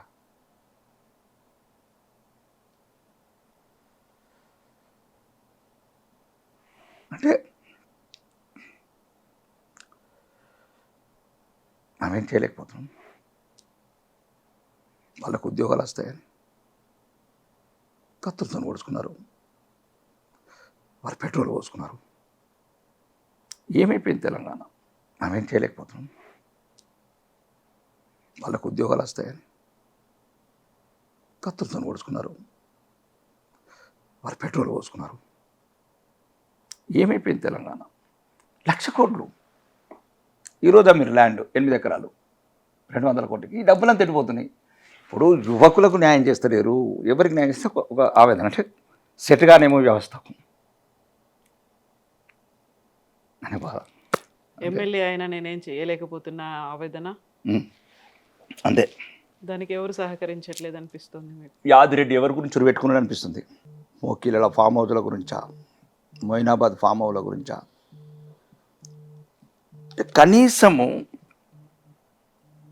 కనీసం అసలు తెలంగాణ ఎందుకు ఏర్పరచుకున్నాం? ఎవరో ఏదో వస్తుందని చావలేదండి, ఉద్యోగాలు వస్తాయని చచ్చారు మేజర్ యువత. అసలు మరి ఏదో మళ్ళీ మోసపూరిత ప్రకటనలు అదే ఇదంటారు, కుటుంబాలలో ఉద్యోగాలు ఇచ్చుకుంటారు, కుటుంబాలలో పదవులు ఇచ్చుకుంటారు తప్ప. నేను ఒక ఫోకస్ విజన్ ఉండాలి, పార్టీలకు అతీతంగా చెప్తున్నది. ఇప్పటికీ ఒక్కొక్క మంత్రి దగ్గర 50 సార్లు వెళ్ళాను, న్యాయం జరగదు. మీరు కావాలంటే వీడియోలు చూడండి, అసెంబ్లీ చెప్పిన సిగరెట్ తిరిగి తిరిగి తిరిగి తిరిగి కాళ్ళు నొప్పి పెడుతున్నాయి. ఏం కాదు, మార్చలేరా? ఒక ఎమ్మెల్యే అయ్యుండి మీరే ఆ మాట అంటున్నారు అంటే కాదా, జరగదా?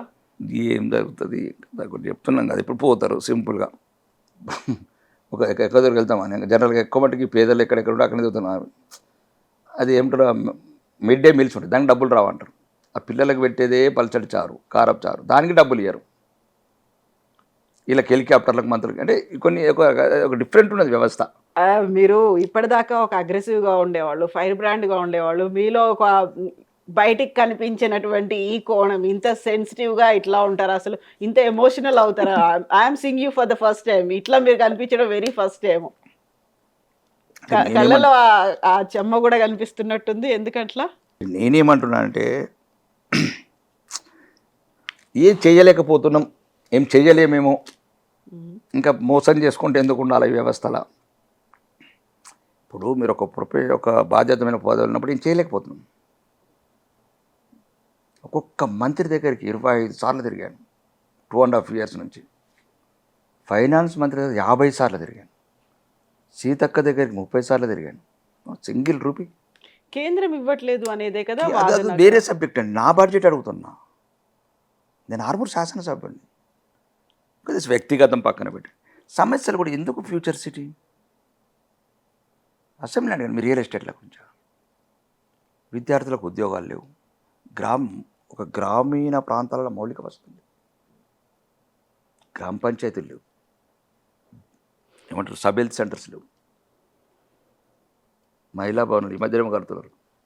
అడుగడుగున అవినీతి చూస్తున్నాం కదా. 100 కోట్లు ఒక్కొక్కడు ఓపెన్ చేస్తే 100 కోట్లు, 2000 కోట్లు, 500 కోట్లు. ఇదే యువతనేమో 5 రూపాయలకు అదేదో ఈ మధ్య నిద్ర మా పేరు మార్చారు, మహాలక్ష్మి ఏమంటుంది ఎంసీహెచ్ పెడుతుంది కదండి, ఆ 5 రూపీస్ మిల్స్, అన్నపూర్ణ మిల్స్. వీడికేమో 100 కోట్ల అవినీతి, వీడికి 5 రూపాయల మిల్స్. చదువుకున్నోడు, పీజీలు చేసినోడు, దీన్ని ఎట్లా బ్యాలెన్స్ చేయలేకపోతే కొద్ది గొప్ప చేయొచ్చు కదా. ఇప్పుడు భవిష్యత్ తరాలకు మనకి రావాల్సిన ల్యాండ్స్ ఉన్నాయి, అమ్ముకుంటున్నాం 100 కోట్లు. మరి ఆ డబ్బాను యువతకు కేటాయిస్తాం,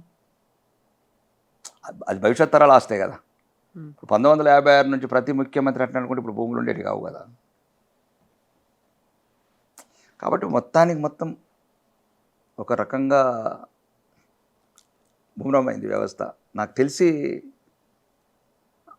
అంటే వాళ్ళే కరెక్ట్, నేను కరెక్ట్ గాను. సెట్ చేయాలంటే ఏం చేయాలంటారు? ఏం జరగాలి? సెట్ చేయాలంటే ఏమవుతుంది, ఆ సెట్ చేసేటోళ్ళు చేయాలా పెద్దవాళ్ళు. ఇప్పుడు ఎవరైనా అంటే రాష్ట్రం వరకు చెప్తున్నాను, ఈ రాష్ట్రంలో ఎవరైనా సరే చెడ్డ వాళ్ళని కాదు, కానీ ఎక్కడ వీళ్ళ విజన్ ఎవరిస్తున్నారు? అవినీతి అధికారులు. ఏ ప్రభుత్వం వాళ్ళే ఉంటారు. బీజేపీ వస్తే ఇదంతా సెట్ అయిపోతుంది. మొత్తం కాకపోవచ్చు, కొంత మార్చచ్చు. అంటే మళ్ళీ నేను పార్టీలకు అతీతంగానే చెప్తాను తప్ప నేనేదో మీదికెళ్ళి చంద్రుడిని తీసుకొస్తానని చెప్పట్లేదు. ఇప్పుడు మీరే చెప్పండి, ఈ 1200 మంది ఎందుకు తెచ్చారు తెలంగాణ కోసం? తెలంగాణ వస్తే మెయిన్ ఎవరు చనిపోయింది, ఎవరు మేజర్ ఎవరు చెప్పండి? బడుగు బలహీన వర్గాలు, యువకులు ఎక్కువ, యూత్ ఎక్కువ. నేను ఇంకా వేరే సబ్జెక్టులకు పోవట్లేను. ఉచిత బస్సు వస్తాయని చావలేదు, ఉద్యోగాలు వస్తాయని సచ్చిండ్రు.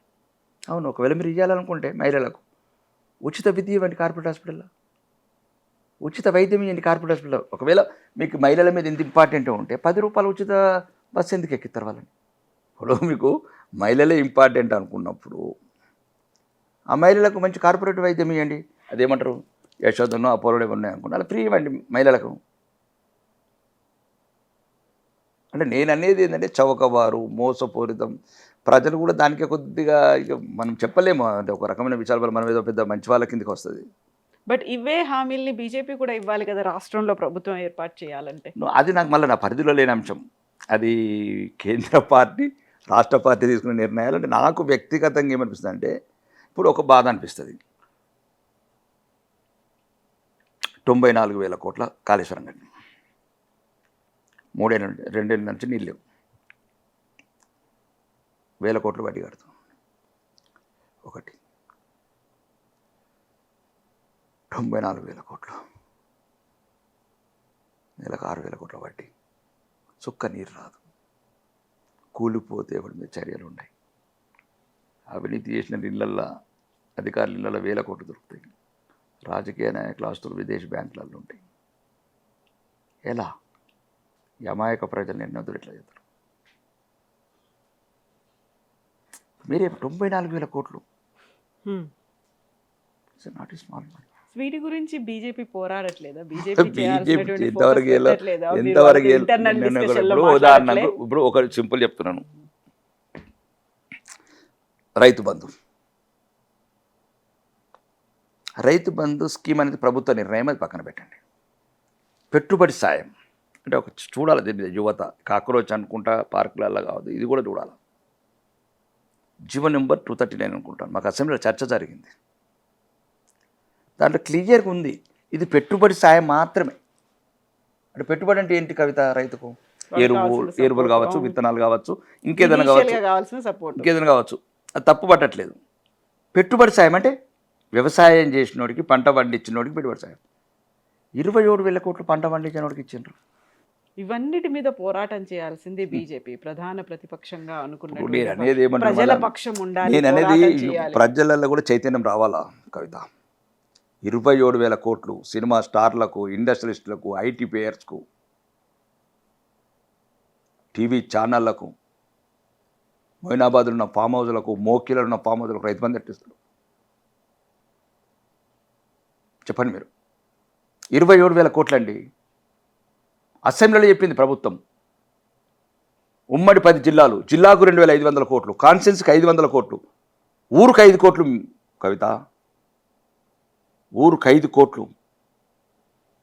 సింపుల్, ఒకటే చెప్తున్నా, చిన్నది. అన్ని ప్రాబ్లమ్ సాల్వ్ అవుతాయి. డ్రైనేజ్ ప్రాబ్లం, సీసీ రోడ్ల ప్రాబ్లం, శ్మశానాల ప్రాబ్లం పోతుంది, గ్రామ పంచాయతీ ప్రాబ్లం పోతుంది, మహిళా శక్తి ప్రాబ్లం పోతుంది, సీసీ కెమెరాలు పోతాయి, స్ట్రీట్ లైట్ల ప్రాబ్లం పోతుంది. 5 కోట్లు ఈరోజు 5 లక్షలు ఇవ్వలేకుంటున్నాం తెలుసా. ఈ చేయాల్సినటువంటి పోరాటం, ఈ ఫోకస్ ని రాష్ట్ర బీజేపీ చెయ్యట్లేదా? కేంద్ర నాయకత్వం మీద ఆ డైరెక్షన్ చెయ్యట్లేదు. ఎందుకంటే మీరు ఏవైతే ఆలోచిస్తున్నారో ఇవి ప్రతి ఒక్క ఎమ్మెల్యేనో ఒక ఎంపీనో ఆలోచిస్తారు, ప్రజల కోసం అని చేయాల్సింది. ఆ డ్రైవ్ అనేది ఉండాలి. ఇప్పుడు ఏమంటారు అంటే, నేను అనేది ఏంటంటే, నాకు మళ్ళీ నేను అదంటే ఐఎమ్ అన్ఫిట్ ఫర్ పాలిటిక్స్. మిమ్మల్ని ఎమ్మెల్యేగా ఒకటి ఏం చెప్తున్నా అంటే, గౌరవనీయ ముఖ్యమంత్రి అసెంబ్లీ చెప్తారు 8,500 కోట్లు యాదాద్రి పవర్ ప్రాజెక్టులో అవినీతి అయిందంటారు. ఓన్లీ చర్యలు ఉన్నాయి, అసెంబ్లీలో చెప్తారు. మొన్న ఏదో ఒక చిన్న క్వారీల గురించి డిస్కషన్ అయితే హరీష్ రావు గారు బ్రదర్ ఉండి 100 కోట్లు ఆయన చెప్తారు సీఎం గారు. వల్ల నేను బయట చెప్తే వేరు రాజకీయ ప్రసంగం, అసెంబ్లీలో కానీ అందరూ ఒకటే. నేనేమంటున్నానంటే, నేను అంత పెద్ద డెప్త్గా పోవట్లేదు. ఇంకా చిన్న చిన్న అయినా కంట్రోల్ చేయండి, కొద్దిగా గ్రామీణ ప్రాంతాలు మంచి చేయండి, విద్యార్థులకు ఉద్యోగాలు ఇవ్వండి. 60 ఏళ్ళకి ఎక్స్టెన్షన్ ఎందుకు కవిత? వాడికి షుగరు, బీపీ, కండుగాండ్రావు వాళ్ళు కూడా అద్దంటారు, మాకు ఎక్స్టెన్షన్ అద్దం అంటున్నారు. 50 నుంచి మాకు అద్దంటారు. వాళ్ళు కూడా 35 సంవత్సరాలు సర్వీస్ చేస్తున్నారు కవిత. అంతో ఇంతో ఇల్లు, ఇంత పొలము, ఇంత బిడ్డలకు చదువులు, పెళ్ళిళ్ళు అన్నీ అయిపోతున్నాయి 35 ఏళ్ళ. బద్దనంగా ఎక్స్టెన్షన్ చేస్తున్నారు. మరి ఎట్లా యువత? ఇప్పుడు షుగరు, బీపీ, వయసు ఉండదు, ఓపిక ఉండదు, ఆ టైంలో ఇంట్రెస్ట్ కూడా ఉండదు. అన్నీ సంపూర్ణంగా కూడినప్పుడు ఇంక ఇంట్రెస్ట్ కూడా ఉండవు కొన్ని. వాళ్ళని ఎక్స్టెన్షన్ చేసి ఒకడు 61 అంటాడు, ఒకడు 62 అంటాడు. ఎవడు అసలు వీడు ఎందుకు అంటున్నారు? సమాజం మీద ఏం సురా ఉంది? ఇప్పుడు యువకులేమో ముసలి వాళ్ళు అవుతున్నారు, రక్తం అమ్ముకుంటున్నారు, కిడ్నీలు అమ్ముకుంటున్నారు. నెక్స్ట్ టైం మీరు బీజేపీ నుంచి ఆర్మూర్ నుంచే కంటెస్ట్ చేస్తుండ్రా? పార్టీ నిర్ణయం అది. మీరు వ్యక్తిగతంగా, నేను అనేది మిమ్మల్ని, పార్టీ సీట్ పైడి రాకేష్ రెడ్డి గారు, మీరు నేను రాజకీయాలకు అన్ఫిట్ అని మీరు ఒక ఎమోషనల్ అవుతున్నటువంటి ఈ సిచ్యువేషన్లో ఒక 2.5 ఏళ్ల తర్వాత మళ్ళీ ఎలక్షన్స్ ఏమవుతుందో అప్పటికి ఏమవుతుందో అంటే నేను అనే ఉద్దేశం కాదు, కొన్ని చిన్న చిన్నవి కూడా పాయింట్ చెప్పినా కానీ పట్టించుకుంటారు. వ్యవస్థలో ఉన్నటువంటి లోపాలు వాటిని సెట్ చేయడానికి ఇప్పుడు నేను ఇవన్నీ ప్రజెంటేషన్ ఇస్తున్నా, ప్రభుత్వ మంత్రులకు కూడా చెప్తున్నాను. ఈ రైతుల సమస్యలు కావచ్చు, ఇవన్నీ నాకు కొద్దిగా అవగాహన ఉంది. నేను చెప్పాను, పోయిన సంవత్సరం చెప్పాను, ప్రజెంటేషన్ ఇచ్చాను. మన సివిల్ సప్లైస్ కమిషనర్ చౌహాన్ గారికి ఇచ్చాను. 3 నెలల ముందే గన్ని బ్యాగులు పెట్టుండ్రి. 500 మనకు రాజకీయ సభలు పెట్టుకుంటే వేలాది బస్సులు తెచ్చుకుంటాం, ముఖ్యమంత్రులు, ప్రధానమంత్రి, ఇంత ఆర్గనైజింగ్ చేస్తాం, బోర్డులను ఏర్పాట్లు చేస్తాం. మరి మొక్క పెట్టిన రోజే మనకు పంట ఎప్పుడు వస్తుందో తెలుస్తుంది, ఎంత వస్తుందో తెలుస్తుంది. కాబట్టి ఒక 2 నెలల ముందే గన్ని బ్యాగులు ఉండని, అన్ని వేవింగ్ కావచ్చు, లేకపోతే ఒకవేళ ఇప్పుడు మెయిన్ పవర్ మీకు ప్రాబ్లం అవుతుంటే లోడర్స్ వచ్చినాయి, కొత్త టెక్నాలజీని వాడుకోండి. 8 గంటలలో ఒక లారీ లోడ్ అయ్యేది, గంటకు ఒక లోడ్, రకరకాలు వచ్చినాయి టెక్నాలజీ. ఎందుకు ఈ రకంగా రైతులని ఈ రకంగా ఇబ్బంది పెడతారు? మీరు చూడలేదు, బాగా దారుణంగా ఉంటాయి పల్లెలలో. రోడ్ల మీద చస్తారు, వడ్లకు రాళ్ళు పెడతారు, బైక్ మీద చచ్చిపోతాడు. చావు మన ఇంట్లో కాదు కాబట్టి ఎవరికి పట్టింపు లేదు. కాబట్టి ఇవన్నీ కొన్ని వ్యక్తిగతంగా కొన్ని ఇబ్బంది ఉన్నాయి అన్నట్లు. అంటే మరి భారతీయ జనతా పార్టీ వాళ్ళు పార్టీ చేస్తే నేను చెప్తాను సింపుల్గా. ఇప్పుడు 27,000 కోట్లు చెప్పిన నేను. టీచర్లు ఉండరు, టీచర్లు ఉండే స్టూడెంట్లు ఉండరు.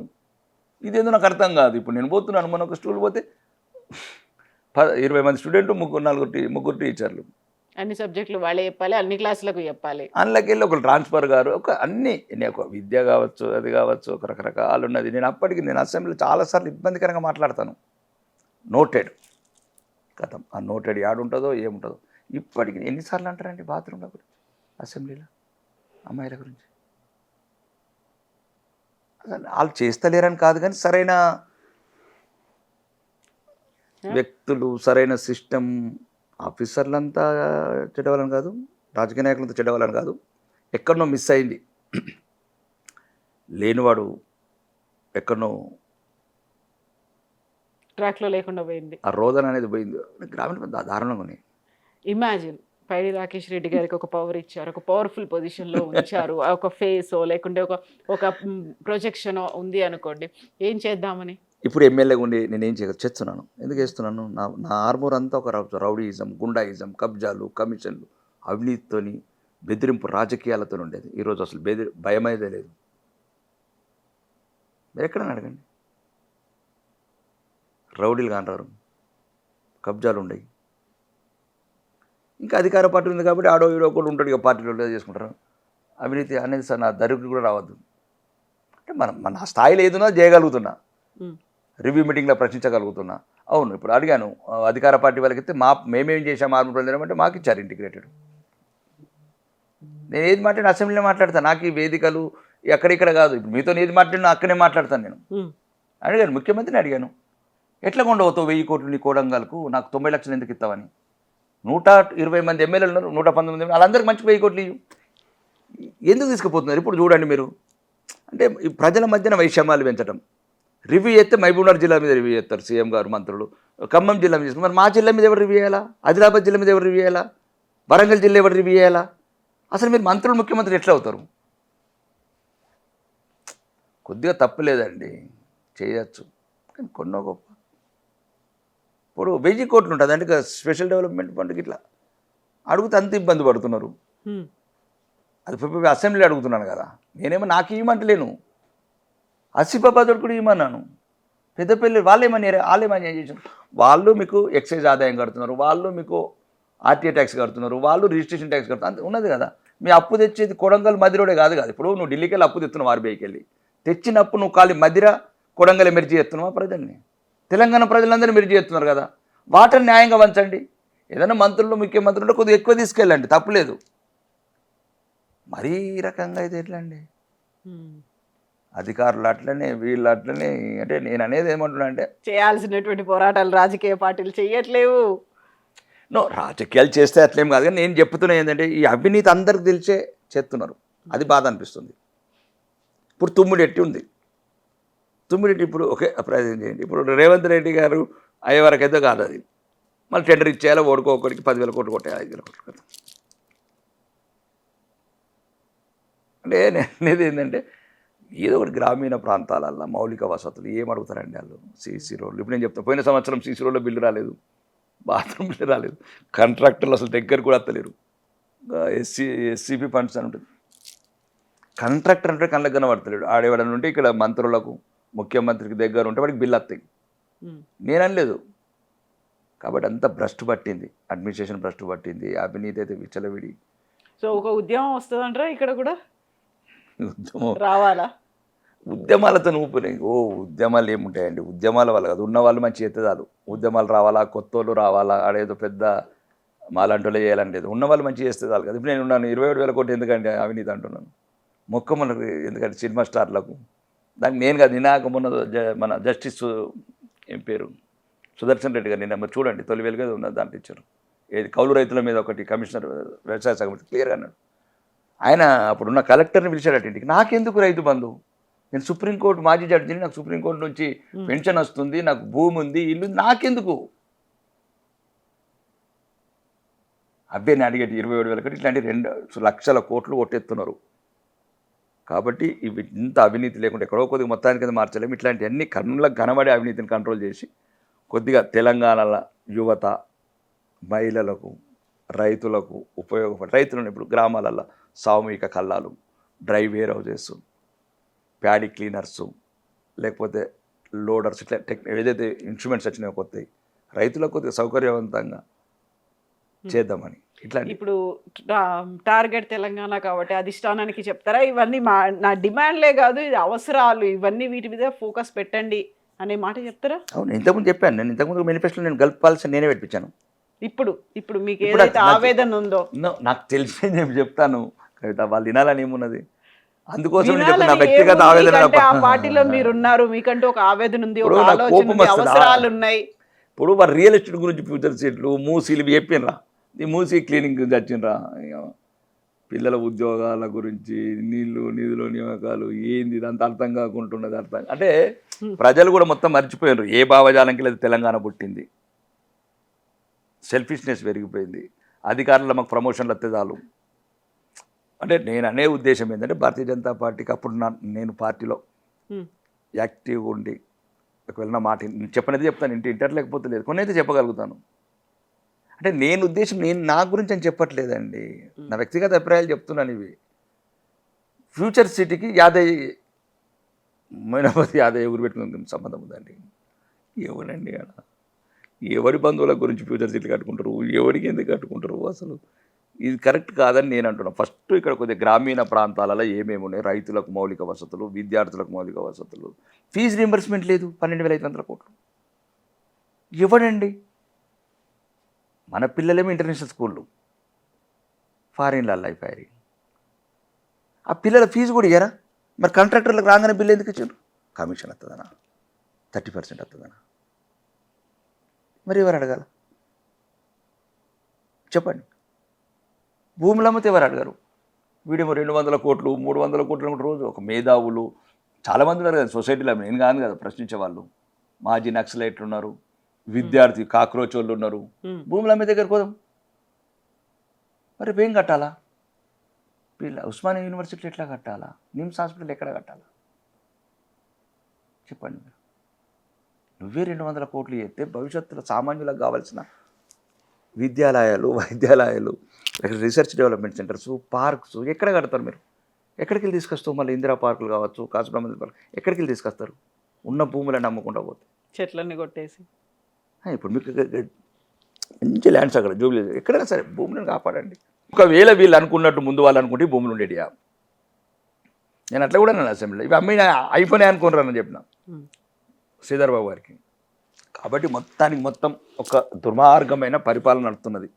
నేను చెప్పినవి కూడా అసెంబ్లీలో మాట్లాడేది తప్ప కొత్తగా ఏదో మీరు ఛానల్ ద్వారా అడుగుతున్నారు. కాకపోతే అక్కడ ఎప్పుడు ఇంత ఎమోషనల్గా మీరు కనిపించలేదు, ఈసారి ఎమోషనల్ అయిండ్రు మీరు. అవును, అగ్రెసివ్నెస్ నుంచి ఒక ట్రాన్స్ఫార్మ్ అయిపోయినరా, లేకుంటే మీ అంతటా మీరు కొంచెం సరెండర్ అయినట్లు? ఏం లేదా, దానికి అంటే ఒక్కోసారి కోపం వస్తుంది, ఒక్కోసారి ఆవేదన వస్తుంది. ఈ అమ్మాయి ఎవరి గురించి వీళ్ళు చచ్చిపోయినారు పిల్లలు, అప్పుడు కదా భగత్ సింగ్ దేశం గురించి చచ్చిపోతే దేశం విలువ ఎవరికి వెళ్తలేదు. ఇప్పుడు భగత్ సింగ్ కూడా ఊరు పెట్టుకోకపోతే వాళ్ళకు కూడా పిల్లలు అయ్యే వాళ్ళు మళ్ళీ కోకపోయేటో, లేకపోతే వాళ్ళు కూడా మంచి కార్పొరేట్ కంపెనీలు పెట్టేవాళ్ళు, సాఫ్ట్వేర్ కంపెనీ వాళ్ళు. దేశాన్ని గురించి ఊరితాడుని ముద్దాడిన అంటే దేశం ఊరికనే రాలేదని చెప్పడానికి, తెలంగాణ కూడా ఊరికనే రాలేదు. మా ఫ్యామిలీల గురించి, మా రియల్ ఎస్టేట్ ప్రాజెక్టుల గురించి రాలేదు కదా తెలంగాణ. కొద్దిగా ఏదైతే ఉన్నదో చూడాలి కదా, అది కూడా చేసుడు తప్పని అంటలేను నేను కవిత. మేము కూడా చేస్తాం, చేయొచ్చు పెద్ద పదంగా, కానీ ఒక మూల సిద్ధాంతం అయితే ఉంటుంది కదా అట్లా. కాబట్టి ఏంటంటే ఈ గ్రామీణ ప్రాంతం మొత్తం ఇన్నే తిరుగుతాయి రాజకీయ నాయకుల ఆలోచనలన్నీ. Outer ring road, regional ring road ఉండాలి కదా. ఆదిలాబాద్ తండాలు, వరంగల్ తండాలు, ఖమ్మంలో ఉన్న గ్రామీణ ప్రాంతాలు, కుసుమంచి లాంటి ప్రాంతాలు ఇవన్నీ ఉన్నాయి కదా. టూరిజం డెవలప్మెంట్ చేయండి. ఇప్పుడు మా దగ్గర ఉంది ఒక బ్యాక్ వాటర్ డెవలప్ చేశారు. 18 గ్రామాలకు నిరుద్యోగం తగ్గుతుంది, పేదరికం తగ్గుతుంది, పట్టించుకోడు. నేను తిరగబట్టి 2 ఏళ్ళ ఒక లాంచ్ పెట్టుంటే ఒక టూరిజం. ఇప్పుడు మధ్యతరగతి అంతా ఎక్కడెక్కడ థాయిలాండ్ వీలాండ్ పోయేది మనం ఫెసిలిటీ చేస్తే పాపికొండలు పోయి వదిలి ఇక్కడికి వస్తారు. అట్లా ఇట్లాంటి ఆలోచనలతో ఉండాలా, ముందుకు వెళ్ళాలని ఉంటుంది. సాధ్యమైనంత వరకు చేస్తాం. ఇంకా ప్రతిపక్షంలో ఉన్నాం కాబట్టి ఇంకా ప్రశ్నిస్తాము. ఇంకా 2.5 సంవత్సరాలు మీరు అన్నట్టు 2.5 అయిపోయింది, సగం గ్లాస్ వాటర్ అయిపోయింది, ఇంకా సగం గ్లాస్ ఉంది. ఉన్నంతలో చెడి వేయకుండా కూడా తెలిసి చివరికి చెడి వేయకపోతే అయిపోతుంది సమాజానికి.